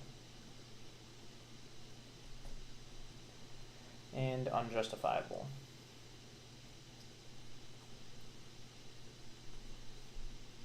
risk. Okay.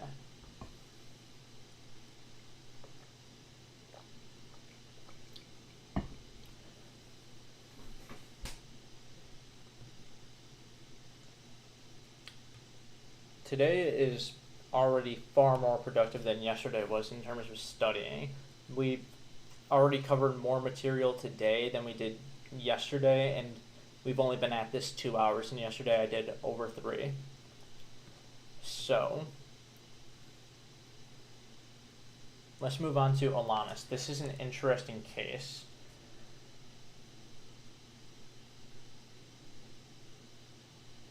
Oh, and I thought that this was a slightly different case. This is a funny case where the defendant broke up, and they separated from their wife, and then they started posting on Facebook rap, like random rap songs that their wife thought was threatening. So this dude just went through a divorce and started making music videos of himself rapping, and his wife thought that was a threat. And the issue that we talked about with this case is, since the statute didn't say what type of mens rea was required, what should we be doing?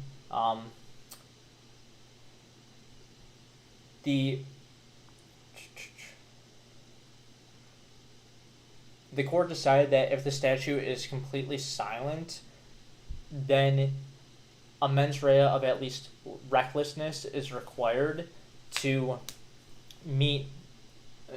show that the individual was culpable or criminally culpable. Sorry, my brain is a little fried right now from going through the different types of mens rea for MPC, so I'm going to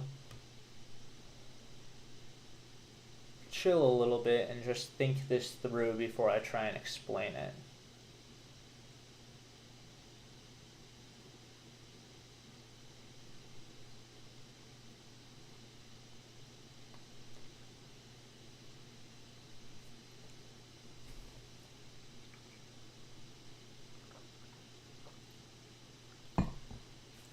Okay, so the statute didn't say what type of mens rea was required for sending threatening messages. That was the crime he was charged with.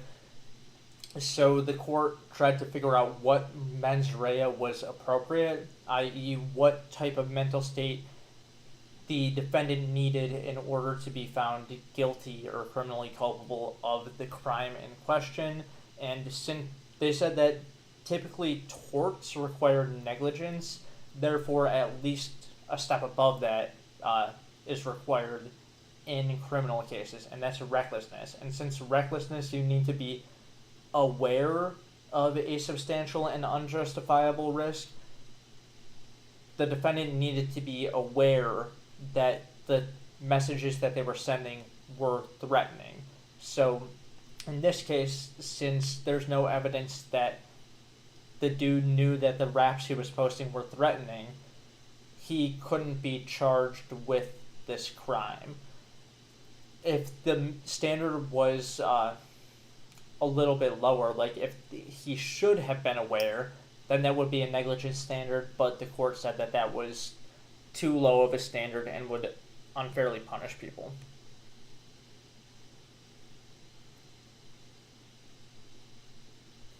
Okay, so here's the black letter law relating to it. Silent statutes on MPC. Silent statutes on mens rea. Oh my gosh, I'm sorry.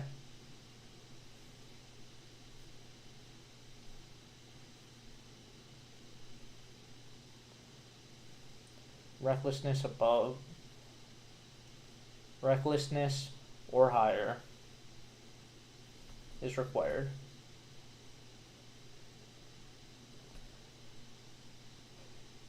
Unless evidence that legislation intended otherwise.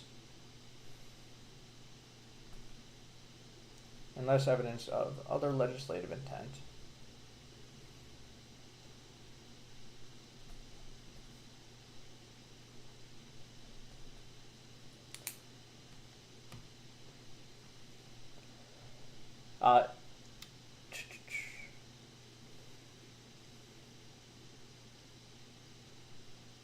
In this case, just gives us the rule that you can't be willfully ignorant, and under common law.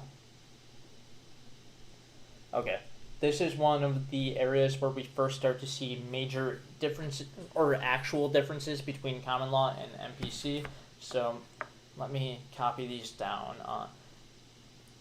Under both, willful ignorance is not permitted. The question is just what level of knowledge is required. So what's the bare minimum threshold to meet knowledge? So under common law, or subjective awareness of a high probability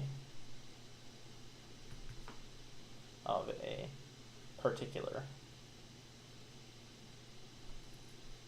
fact. Subjective is important there because it relates to the mindset of the person in question and defendant's purpose to avoid the truth. So this is kind of interesting. Under the common law, you need to show knowledge under like willful ignorance. It's a mens rea within a mens rea. So to show that somebody had knowledge despite willful ignorance, you need to show purpose to avoid learning the truth, which relates to back to what we were talking about earlier with the NPC definitions of what purpose is. Under the NPC, we have a different rule as to when willful ignorance satisfies knowledge. So, again, subjective awareness.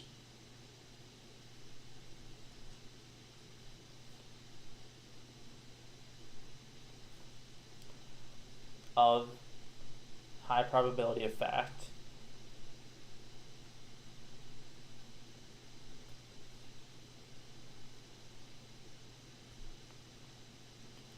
Unless defendant actually believes fact not true.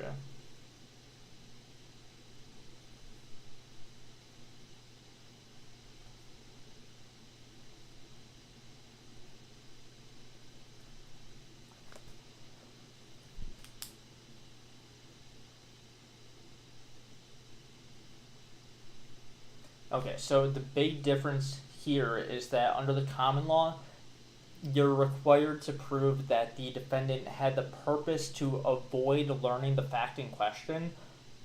Under the NPC, or states that follow NPC rules, you just need to show the awareness of a high probability of that particular fact, and there's kind of a built-in defense that if the defendant actually believes that the fact is not true, then they're set. They haven't met the requirement for knowledge under willful ignorance. So that is that for mens rea.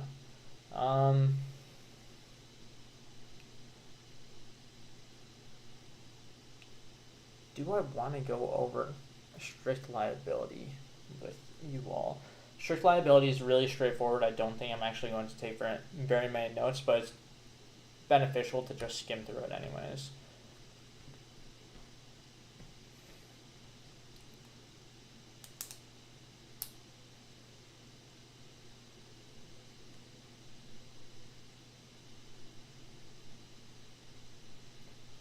Okay, we just went over all of those, so we're set.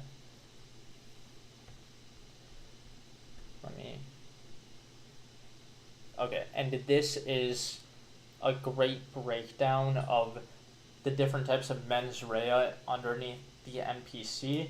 So, purpose, you're trying to make something certain. Knowledge, you're aware that it's certain. Recklessness, you're aware that something is a risk. And negligence, you should have been aware that it's a risk. This is a really good breakdown of the different types of mens rea that we have in the model penal code. So if you get confused as to what a particular statute is looking for, these are what you should be relying on. We already went over this in regards to when a statute's silent on what the required mens rea is. For both, it requires bare minimum recklessness unless there's evidence that the legislature wanted it to be something else. It could be there's evidence that they intended it to be purposeful. Like if this particular statute is in the middle of a ton of other laws about that have a purposeful requirement, then you can kind of infer that the legislature intended this one to be purposeful as well, though that's mere evidence. It's not certain that that's what they required. So it could still end up being recklessness. Okay.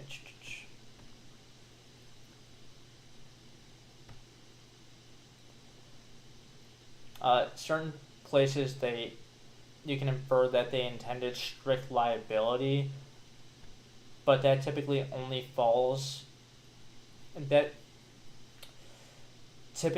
occurs in a certain narrow subset of circumstances, such as where the defendant had a better opportunity to gain the required knowledge than the plaintiff would have, or than the harmed party would have. You can infer strict liability when it's something novel, like new a new issue that's being presented, and there's not much that the public can do to prevent the harm themselves. Another place that we often implement strict liability, which just means that if you commit the crime, then you're guilty of it, even if you didn't have the required mental state. Just doing the action is enough to show guilt and get a conviction, is when the public can't protect themselves. So you see this often with consumer goods and medicine in particular. Also, this happens a lot when it would be impossible to prove someone's mental state, such as when a company is doing something. We'll get to corporate criminal liability probably tomorrow, I'm guessing, because I don't intend to go through everything today.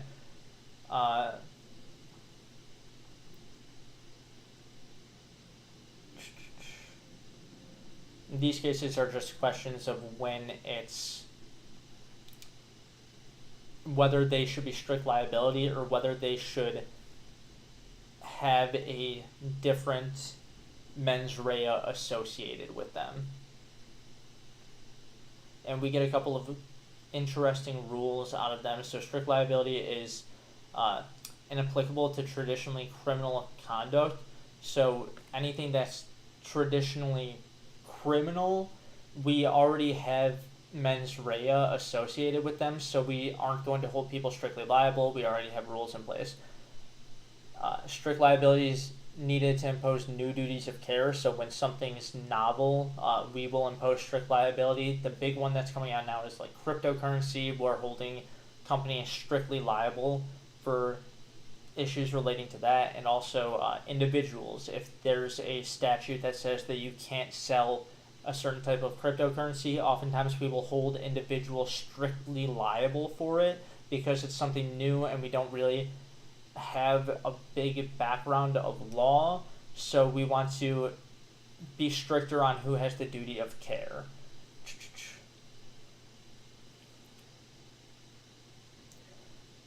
A lot of these issues kind of go against each other. So strict liability is inapplicable to traditionally criminal conduct, and also it's inapplicable to traditionally lawful conduct.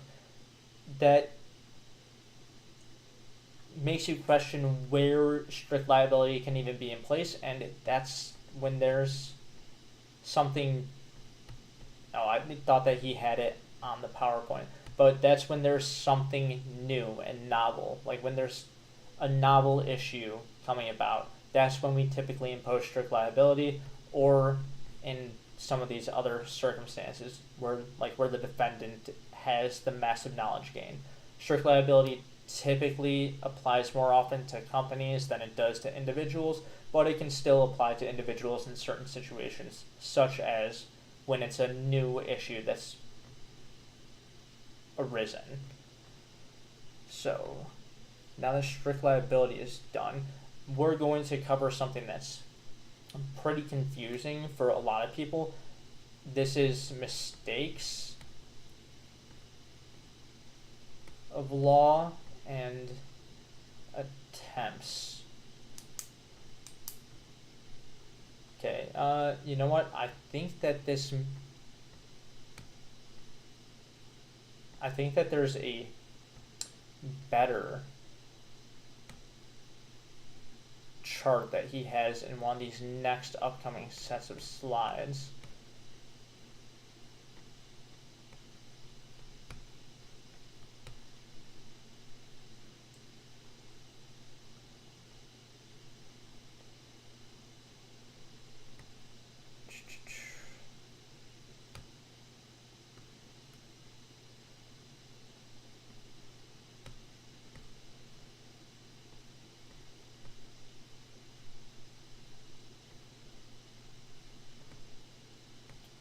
Let me just scroll through these and try and find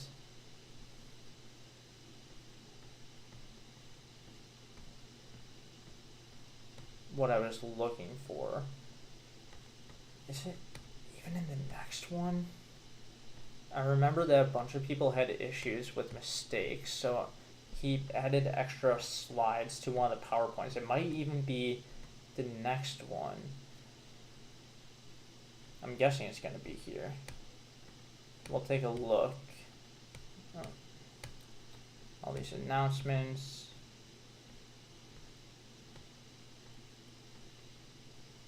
Okay. Here is what I was looking for.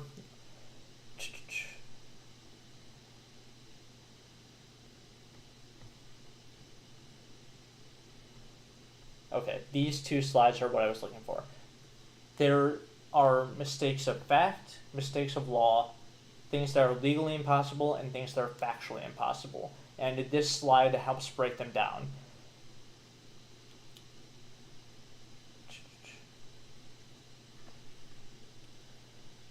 The easiest one to understand is mistake of law.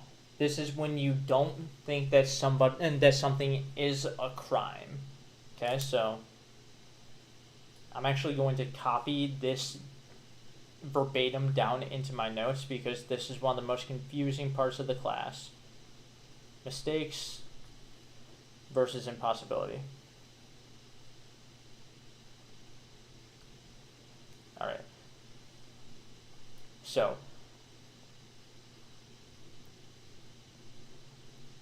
if you didn't know that something was a crime, that's a mistake of law.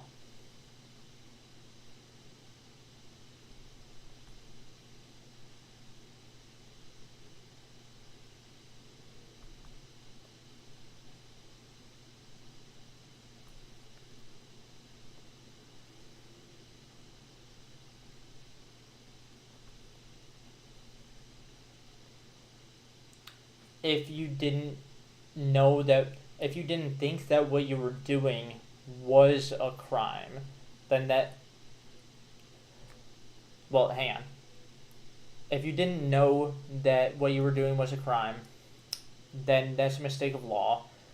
If you did something, like if you took an action, but you didn't intend to commit a crime, that could be a mistake of fact.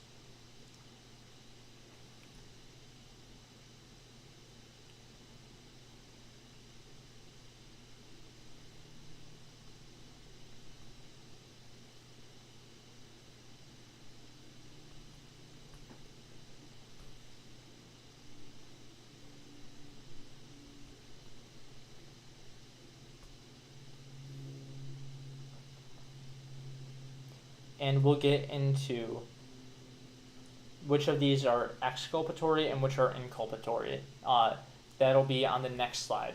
Exculpatory, when they occur, you cannot be found guilty of the crime. Inculpatory, if you try and use one of these as a defense, it doesn't work and you can still be guilty of the crime. But we'll get into that in just a second. If you thought something was a crime but it's actually not, that's legal impossibility.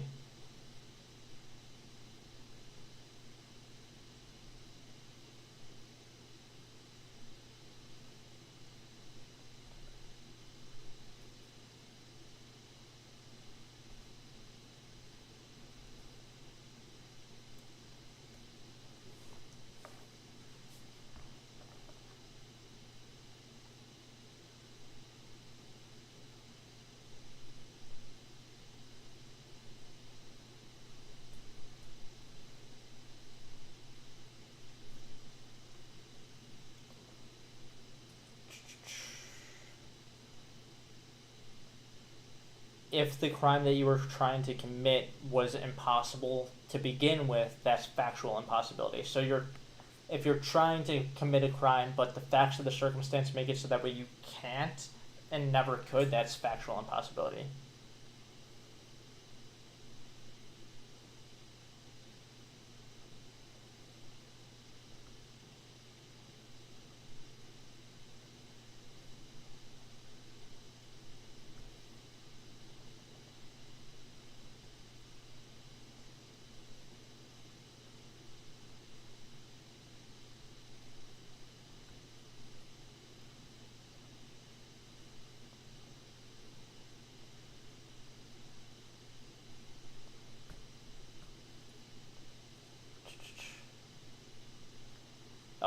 And the big distinguishing factor between mistakes and impossibility is if you believe that you are not committing a crime, then what you have is probably a mistake defense. If you believed what you were doing was a crime, then the type of defense, they aren't really defenses, is impossibility, okay? So I'm going to write this down. Thought wasn't crime.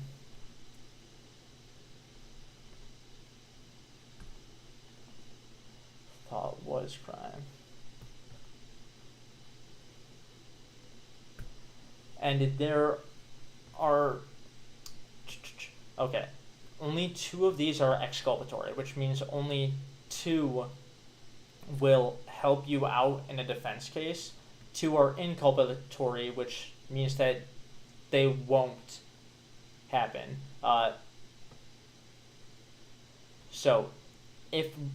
And the big distinguishing factor is if the thing that you believed you were doing is in fact a crime, the fact that you had a mistake about it isn't going to help you in court. But if the thing that you believed you were doing is not a crime, your error will help you in defense. So if you didn't know that something was a crime, but you do it anyways, that's a mistake of law, and it is inculpatory.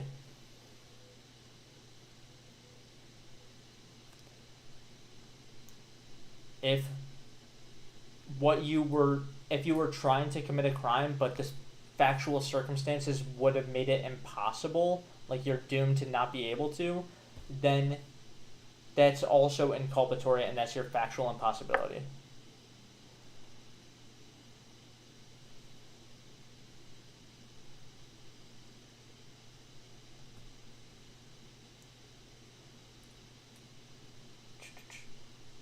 If you thought that what you were doing was a crime, but it's not in fact a crime, that's exculpatory. We can't punish you for it.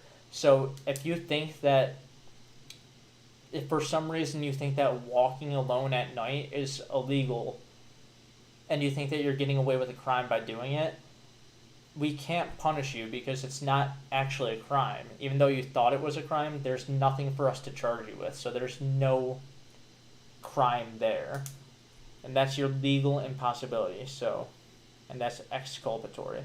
Again, exculpatory just means that your mistake will help you and you can't be charged for that crime, or you can't be convicted of it. You can be charged with whatever crime, but conviction is different. And the other type of exculpatory error is if you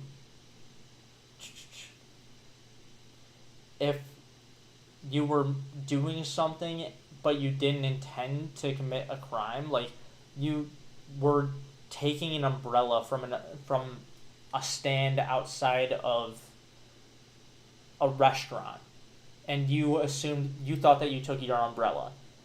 You thought that what you were doing was perfectly legal, but in fact you took somebody else's umbrella. That's a mistake of fact, and that can actually help you. So again, I'm going to write down this next bit. If the thing that you believed you were doing is actually a crime, your mistake or your error will not help you. So, if what you thought you were doing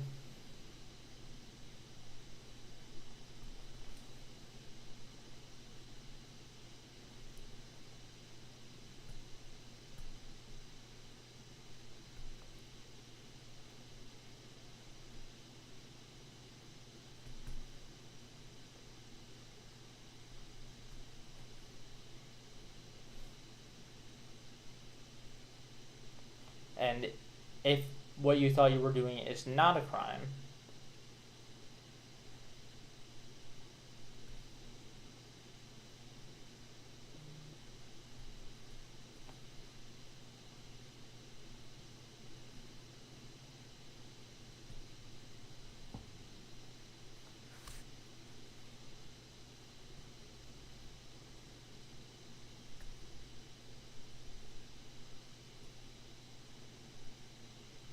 your mistake will help you.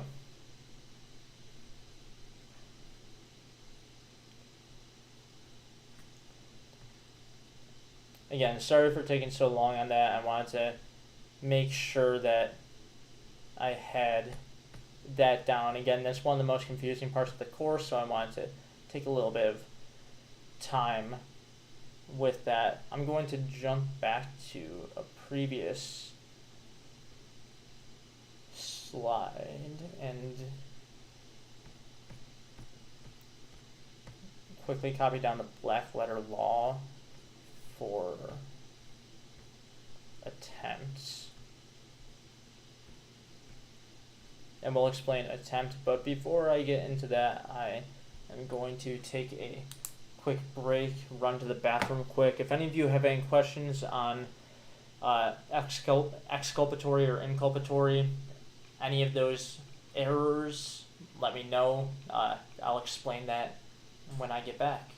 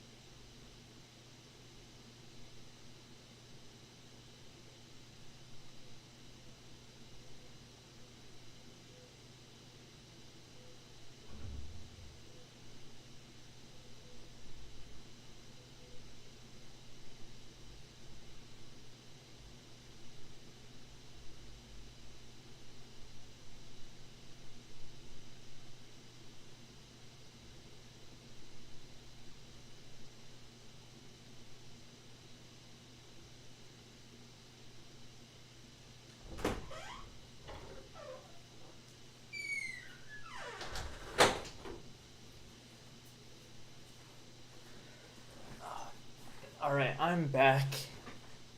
My bad, that's the downside of drinking so much caffeine, yeah. I constantly have to go and take bathroom breaks, but at this point in the semester, I am fully addicted. I'm having like 3 to 5 cups of coffee a day, minimum. I'm going to finish a couple more PowerPoints, and then I think I'll save some more of this for tomorrow. And yeah, we'll see how far we get though. But for now, let's do attempt. This is something that all of you have heard of. Attempt to commit blank. Attempted murder. Attempted burglary. Anything along those lines. We punish attempts differently than we do actually committed crimes, and there are different standards, obviously, because attempt means that you don't actually commit the crime. You don't finish it. You can still have the actus reus to move towards something, but the mens rea, or the mental state that you need to have in order to be charged with an attempt, will depend on what type of crime it is, and this is the rule that we have before us. So attempt, and I'm going to put mens rea. You must have the purpose, a mens rea term, to do the conduct to do the prohibited conduct and or the purpose to accomplish the prohibited result.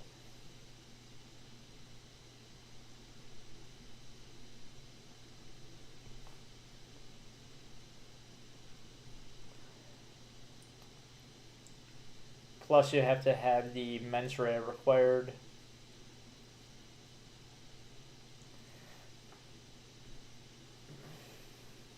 for all the other elements.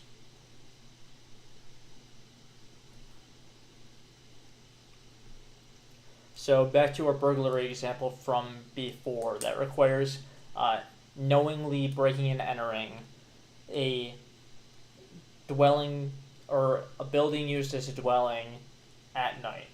So if you, in order to charge someone with attempted burglary, you need to show that they knowingly, they knew that it was nighttime and that they knew that the house was used as a dwelling. And then if they aren't actually able to break and enter, you need to show that they had the purpose to break and enter or the purpose to achieve that result. So even though the actual requirement for burglary is that they knowingly break and enter, for attempting to break and enter, for attempting to commit a burglary, you need a higher standard. You need to show that they have the purpose to attain that result. So there's a higher standard in most cases, except for crimes that already have purpose as their mens rea.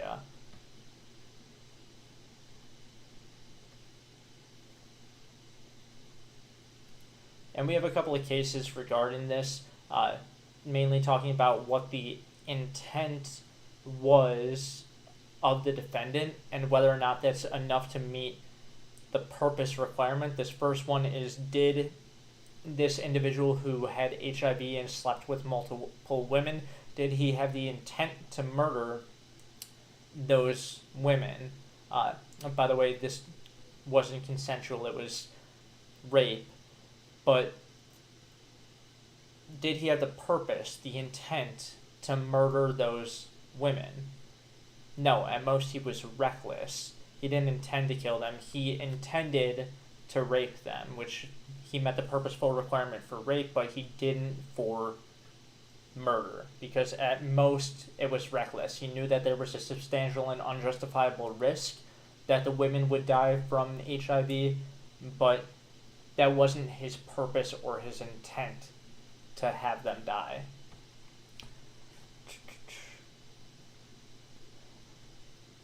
Here's why we require purpose for attempts. These are just background rationale. It's not super important. It's important to understand if you want to get into criminal law, or if you like understanding the philosophy behind certain things, which I do, but it's not required for the exam, so I'm going to kind of skip over that. How can we infer purpose? This relates back to what we were talking about with mens rea before, with circumstantial evidence and permissive presumptions. This is natural and probable consequences, like I was saying earlier.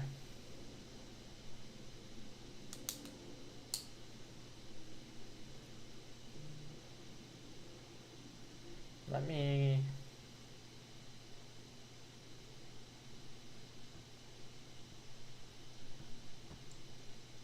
Okay. Now we'll go into the actus reus.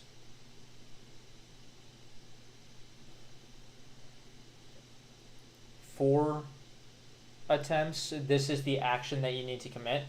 This is very different at common law compared to model penal code. So the common law, there are 3 different tests that are applied depending on the jurisdiction.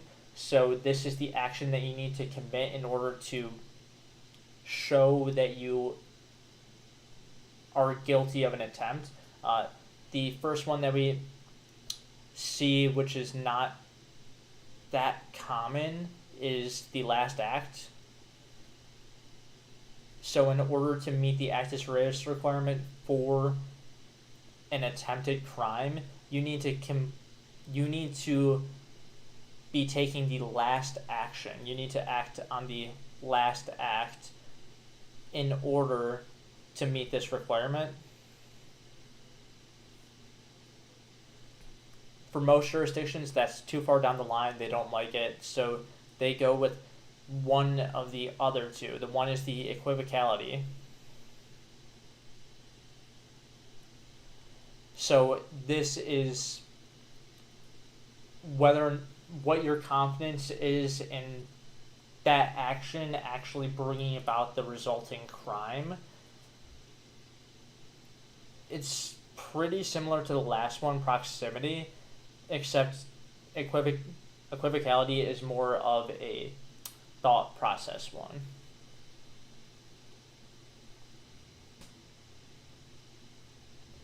Proximity is just risk-based, how close you are to actually committing the crime, completing it. And here is a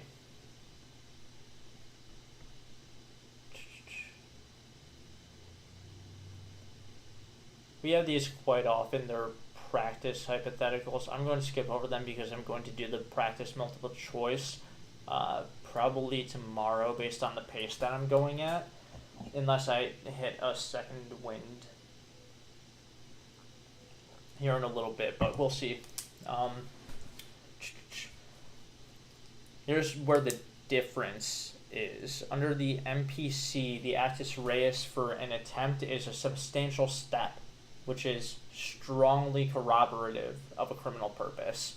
So this is the act that you need to commit in order to be criminally culpable for an attempted crime under the MPC, so in MPC jurisdictions.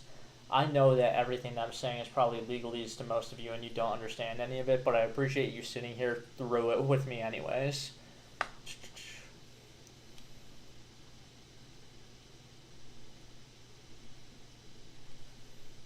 A substantial step that is strongly corroborative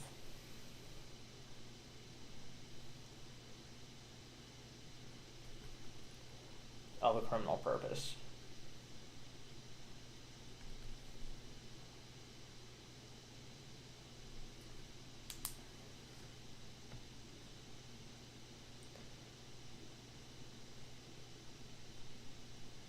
Okay, and here's where we started to get into that impossibility stuff that I already talked about here because a ton of people had issues with it, so we went ahead and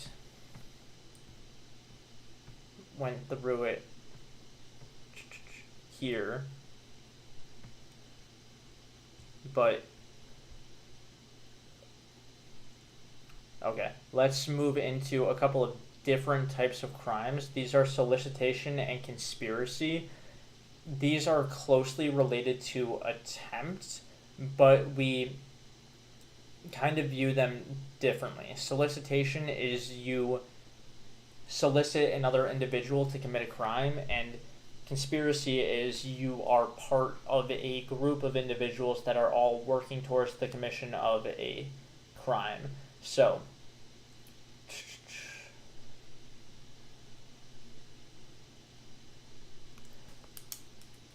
all right.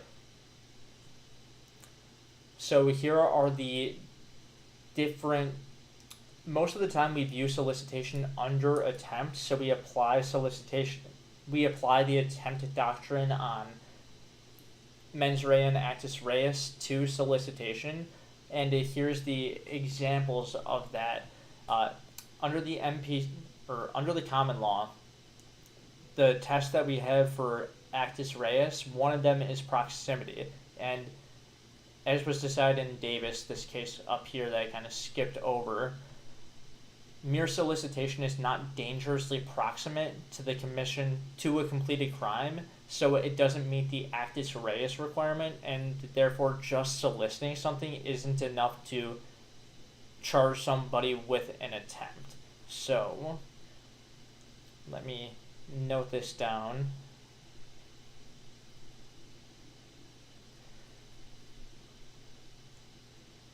I keep writing all this stuff down just because it helps reinforce it in my own head, and I'm not allowed to bring anything into the exam with me, so I want to try and imprint this in my head as much as possible.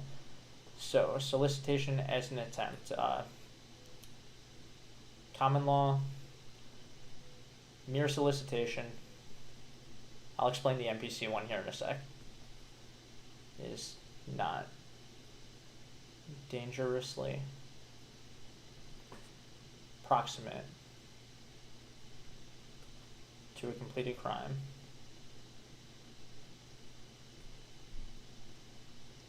And then in parentheses, actus reus.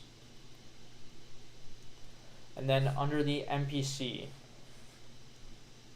in the NPC, our actus reus requirement for an attempt is a substantial step that is strongly corroborative of a criminal purpose. So a substantial step towards committing a crime. Solicitation alone isn't necessarily enough to meet that burden and show that somebody committed a guilty action or had actus reus. You often need something in addition. So solicitation here as well isn't enough. It's questionable whether it's enough. It might be in certain circumstances, but the real question is the action that they're committing a substantial step towards the commission of a crime? And if it is, then that counts as actus reus and you can charge them with an attempt. So sometimes solicitation might do that, sometimes it might not. It really is case dependent. So solicitation plus more. Maybe a substantial step.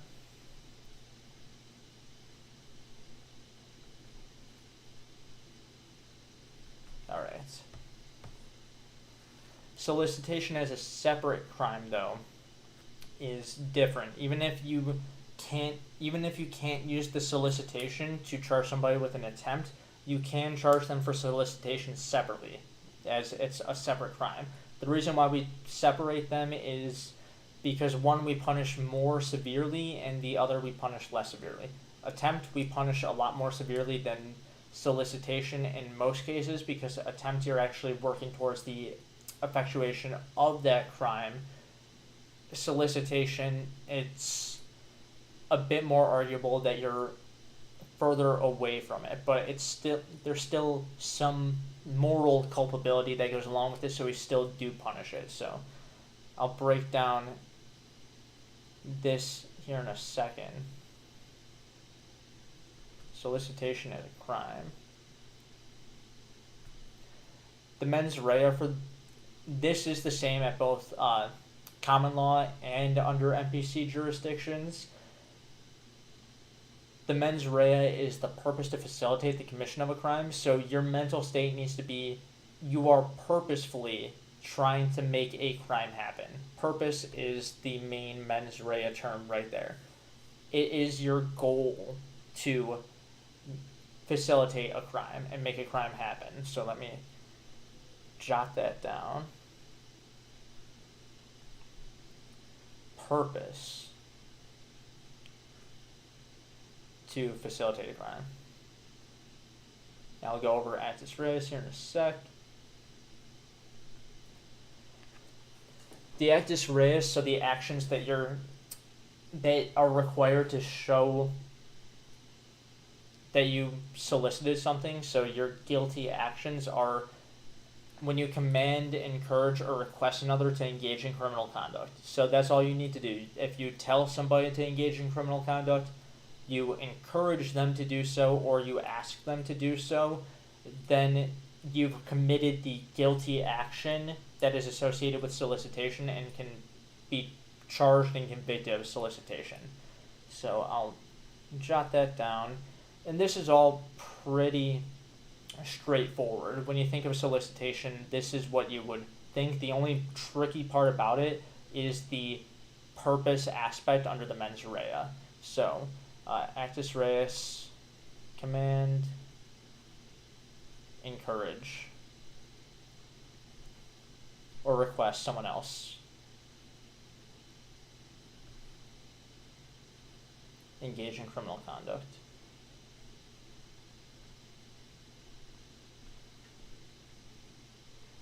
I think after this we are on to some of our actual, like, full-on crimes, like attempt, solicitation, and conspiracy are all crimes, but after this we'll get into the actual big crimes of rape and homicide and all the different variations of those. And here, let's explain conspiracy. Again, conspiracy has the same requirements under both MPC and common law jurisdictions. The mens rea is actually the same as solicitation. Again, for those of you who missed it, conspiracy is you're part of a group that's attempting to commit a crime and you're working towards the effectuation of that crime. And you can see that based off of the mens rea and actus reus requirements of it. So what type of mindset you need and what type of action that you need. So let me put this in my notes. So conspiracy as a crime. Mens rea is the same as solicitation.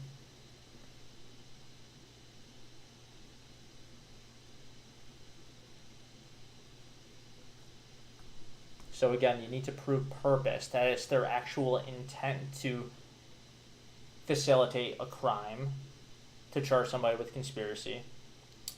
This also relates to accomplice liability, which we will get to probably tomorrow. So when you're responsible for the actions of others. And then the actus reus. It's an agreement to aid or engage in the criminal conduct. So if you agree to partake in the criminal conduct or to help somebody else do it, you meet the requirements of the action under both the common law and MPC, and you can be convicted of conspiracy. The MPC has a little extra, though. You need to agree to aid in the crime or partake in it, and you need to have an overt action that shows that you're actually going to do it. This creates some interesting dynamics that we'll go into in just a second, but let me copy this down.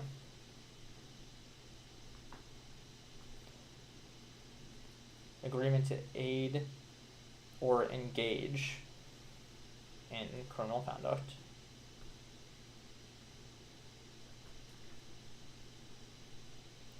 Plus overt act in MPC.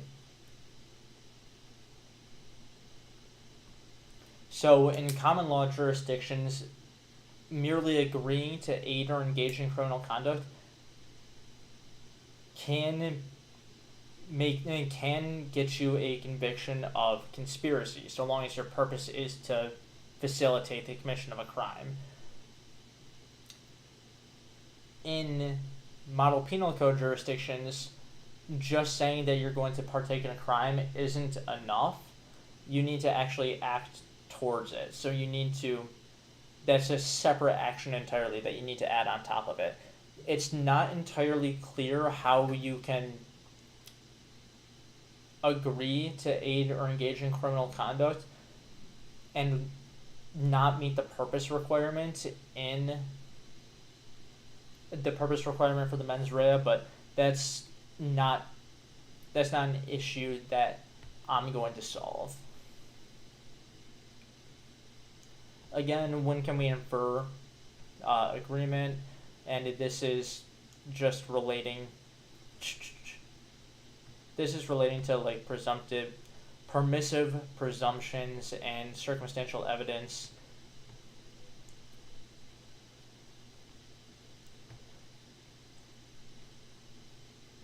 Okay, this is a quick little note when certain crimes and offenses merge. So attempt merges with the completed crime. You can't be charged with attempted murder and murder at the same time of the same person. You can be charged with attempted murder of X and actual murder of Y, but you can't be charged with attempted murder of X and actual murder of X.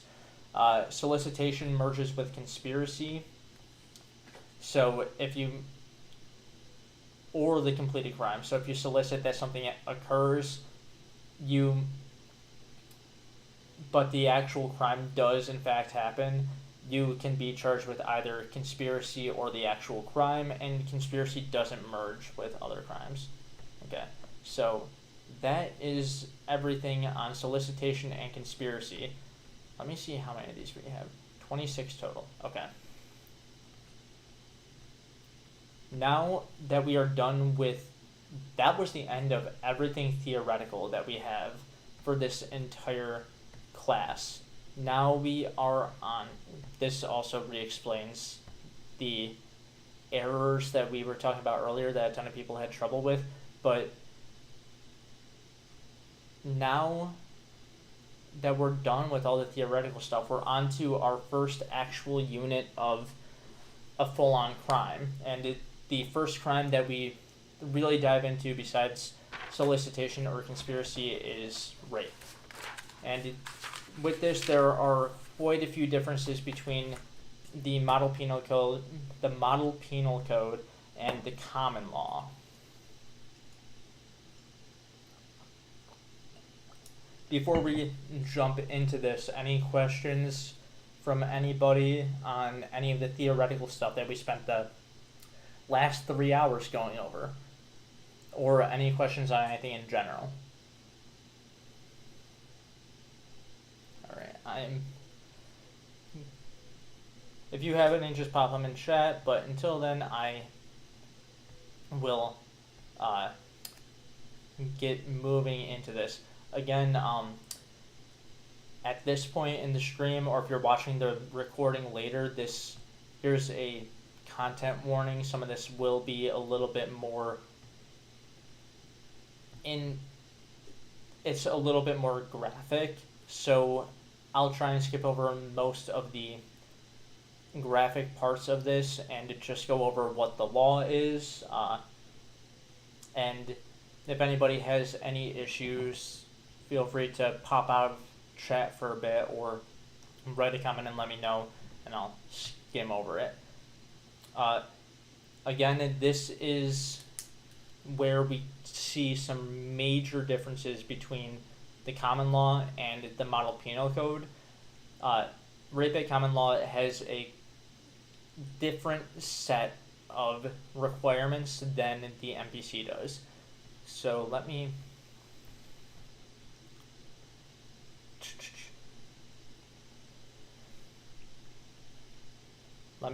copy these down. The common law is quite a bit older than what we have in the MPC now, and a lot of the terminology will be a little out of date and it won't be as inclusive. Now we're starting to, a lot of the terms are actually going to be more inclusive in the future, and we apply these differently. So the definition of rape at common law is carnal knowledge of a woman forcibly and against her will. This now can be applied to men as well, and we add and expand some of the stuff as we go on. I'll let you know. I'll let you know what's been changed as we keep going, but let me copy down what I need. Carnal knowledge of a woman forcibly and against her will.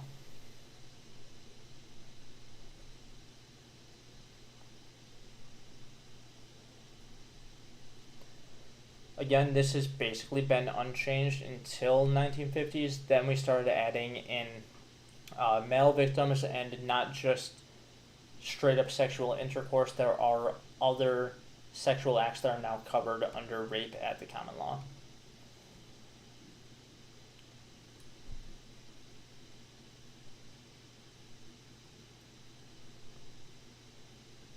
One interesting thing that you'll notice with common law is that force is required.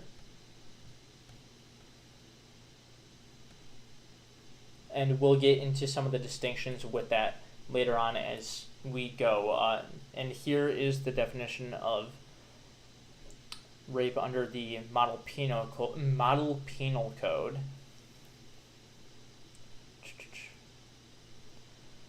Again, this is old as well. This is from the 1960s, I believe. 1968 is when the MPC was written. So a lot of the terminology is out of date, but we have expanded it in practice. So a male who has sexual intercourse with a female, not his wife.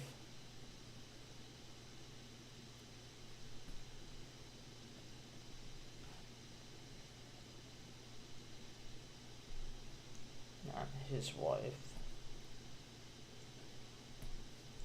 And there's force or threat of force.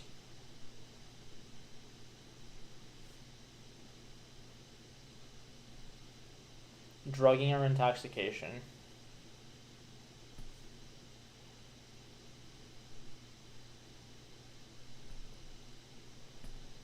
The victim's unconscious.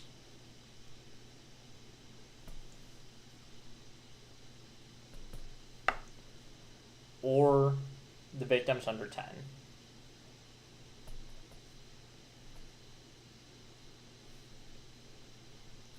And the age requirement is what we know now as statutory rape.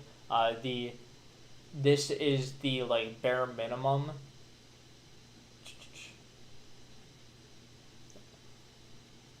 Oh, one of my friends actually just texted me with a question not on rape, but on criminal law, so I'm going to answer that quickly.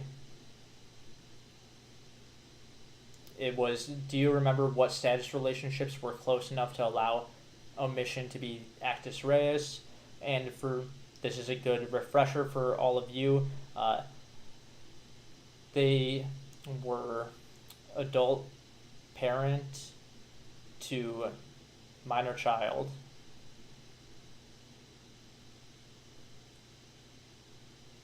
And spouses to each other.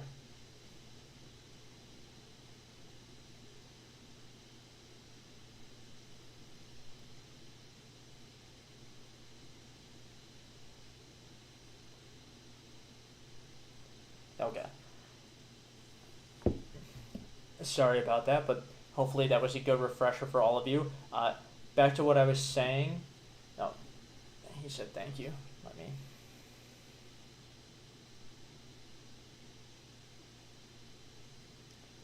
All right. We are set with that. Okay. So, again, back to what I was saying. Victim under 10 years old, that is the bare minimum. Most states that have taken on the MPC have changed this to be a different age, and if they're below that age threshold, then it's statutory rape, and there are no defenses and no questions to it. It just counts as rape right off the bat.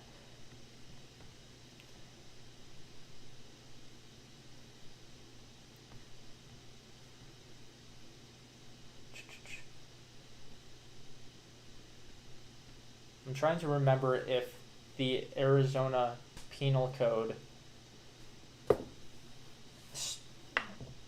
ends up being a MPC or a common law one. Let me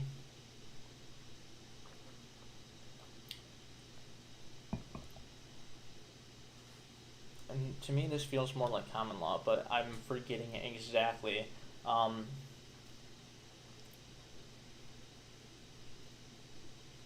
Under the Arizona Penal Code, without consent typically means coerced by force or threats of force, mental incapacity, or specific deceptions. Let's see.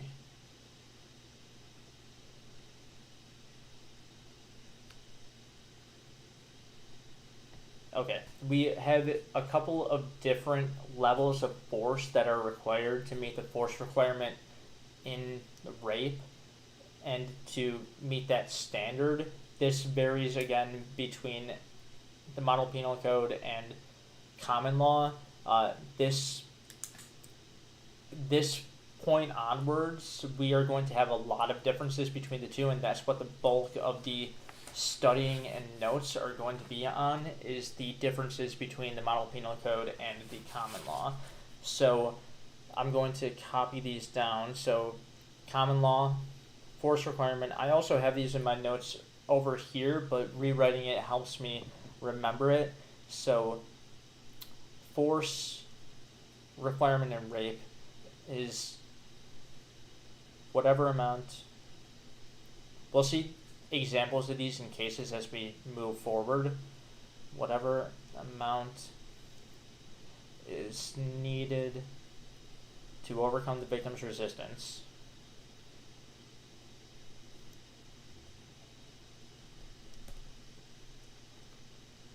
Again, I know that this can be a very sensitive topic for a lot of people, so if you're uncomfortable, feel free to step away for a little bit, or let me know in the chat, and I'll try and adjust what I'm talking about so that way it's not too graphic.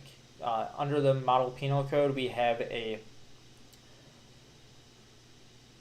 different standard, although these do seem fairly comparable. I'll break down the differences between them here in a second. Under the Model Penal Code, force required is enough that the victim is compelled to submit.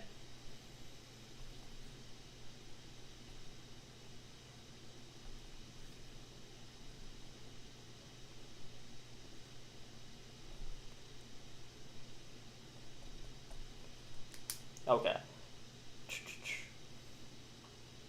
So these are different standards, but they do seem fairly comparable, because the amount of force required to overcome someone's resistance can be said to be enough to compel them to submit.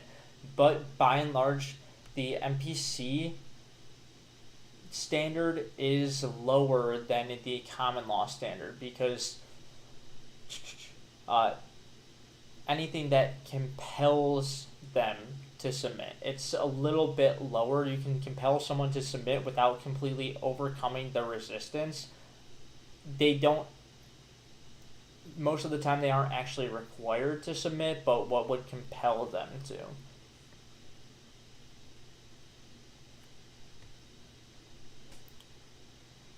Depending on the state that you're in and the jurisdiction that you're in, we have differing amounts of resistance that are required to show that the force requirement was met. So historically, we required that victims should have the utmost resistance.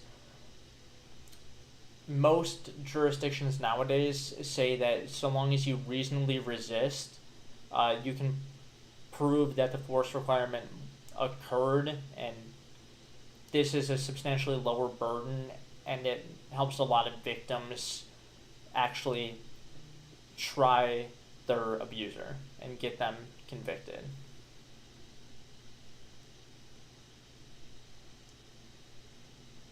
There are a couple of reasons why we require resistance.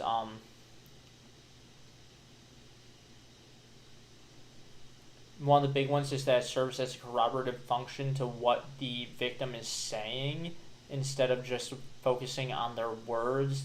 The fact that they resisted can corroborate what their words were and show that they actually did not consent. And a big one, depending on what jurisdiction you're in, is that resistance gives notice to the defendants that what they were doing was unwanted and they didn't have consent, and that can play into the mens rea requirements that we'll go over a little bit more later.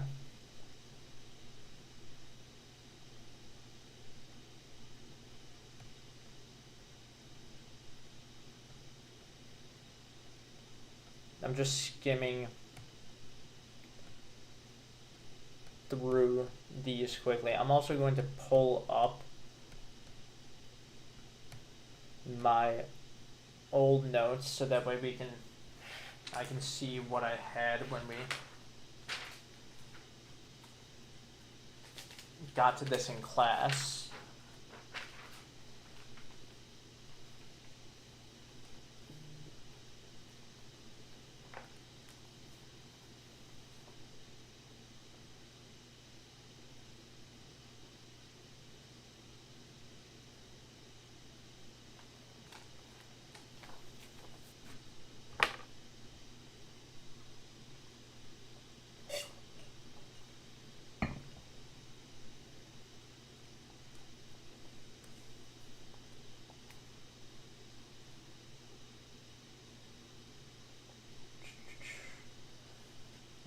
I didn't have notes right here on this, but we can break down these cases.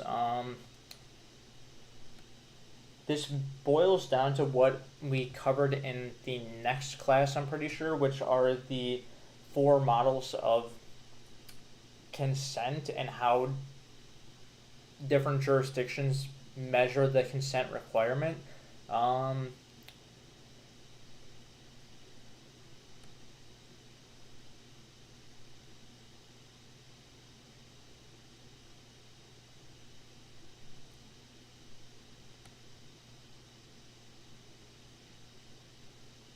Okay, this is one of the most hotly contested cases in relating to rape and the stare decisis around it and what rules we apply.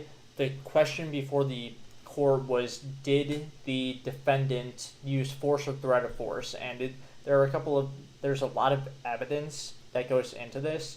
The guy took her car keys and prevented her from leaving. He pulled her onto the bed. She cried and was talking about and asked the defendant not to kill her.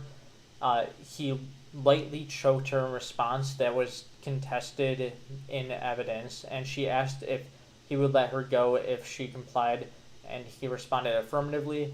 The court decided that all of this was sufficient evidence to show that he did use force or threaten force.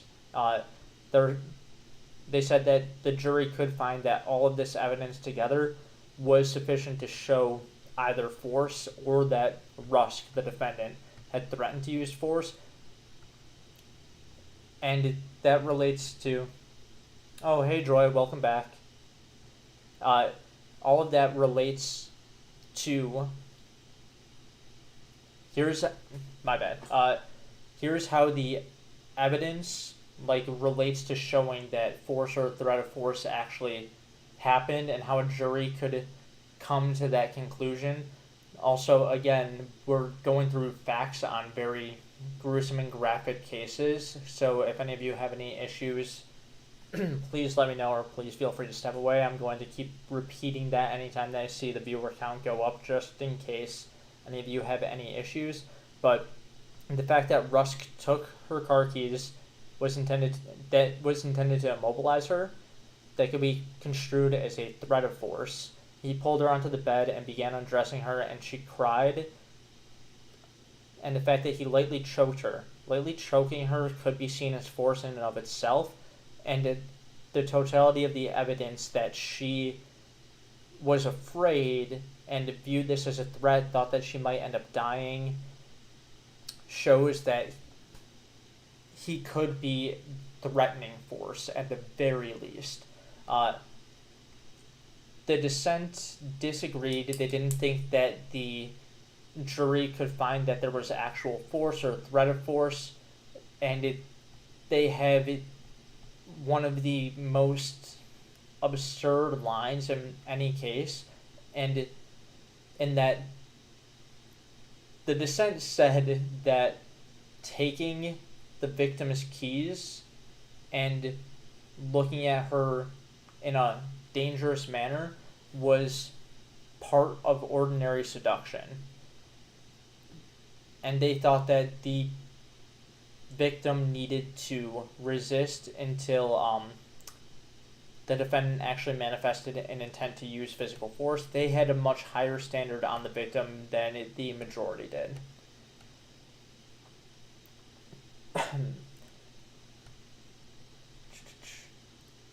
And the reason why we read this case and we look over it is because it lets us know what types of things can be construed as force.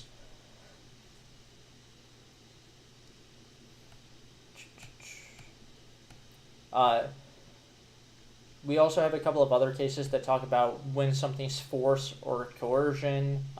Most of the time,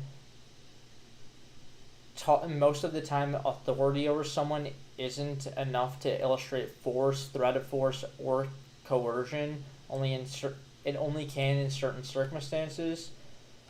So here, and my bad, my brain is starting to slow down. This is 3.5 hours in, but let me take a breather and then we'll go over what types of other threats can be construed as force and meet the force requirement for rape. So threats of physical force can substitute for actual force if they make the victim resist. Like if they're actual threats of physical force or violence that would make somebody resist in response. But implicit threats aren't economic threats. Like if you're somebody's boss and you have authority over them, vague threats about firing them aren't sufficient to show that you met the force requirement for rape. And most other types of authority aren't as well. There is an exception. A case that we read relates to a police officer who in that case there was a police officer who made some vague threats to a woman that he had in handcuffs, and because of the massive power disparity, they said that met the requirements of force for rape.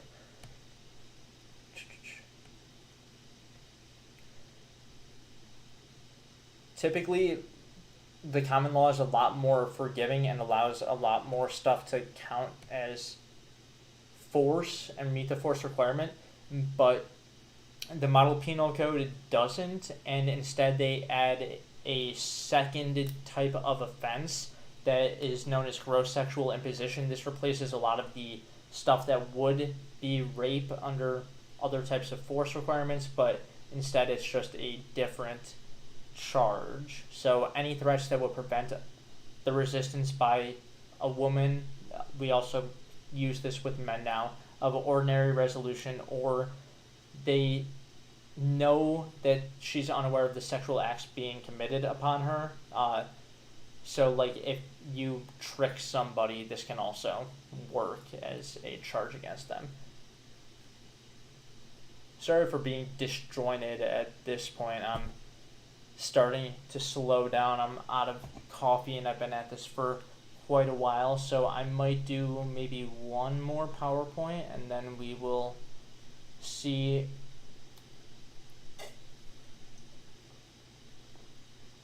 we'll see what we're feeling after that.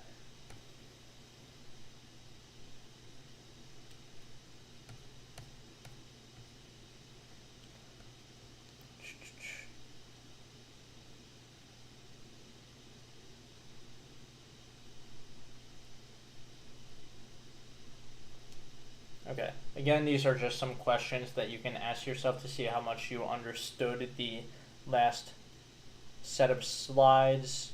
If any of you want to answer these, or if you have questions about the answers to any of these, feel free to let me know.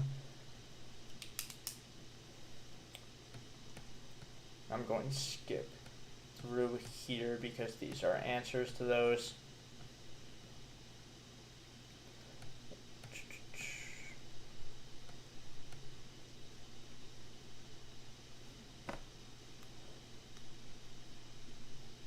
Most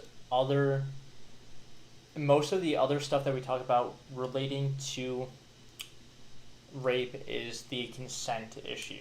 There are certain jurisdictions that require force in addition to consent and some that only require consent. It really depends on what jurisdiction you're in.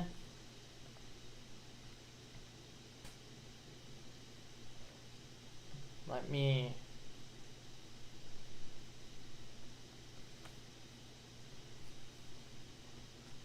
Okay, I have this in my notes separately over here.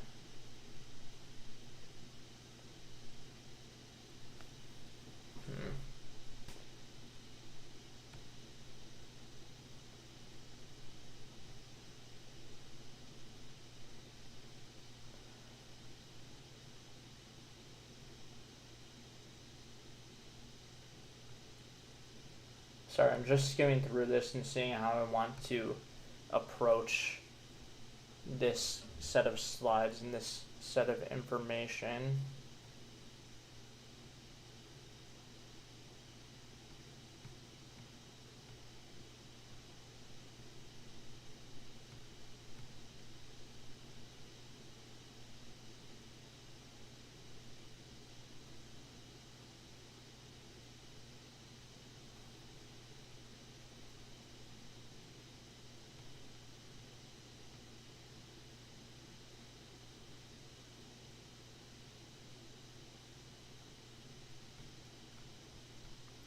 Okay, now I'm remembering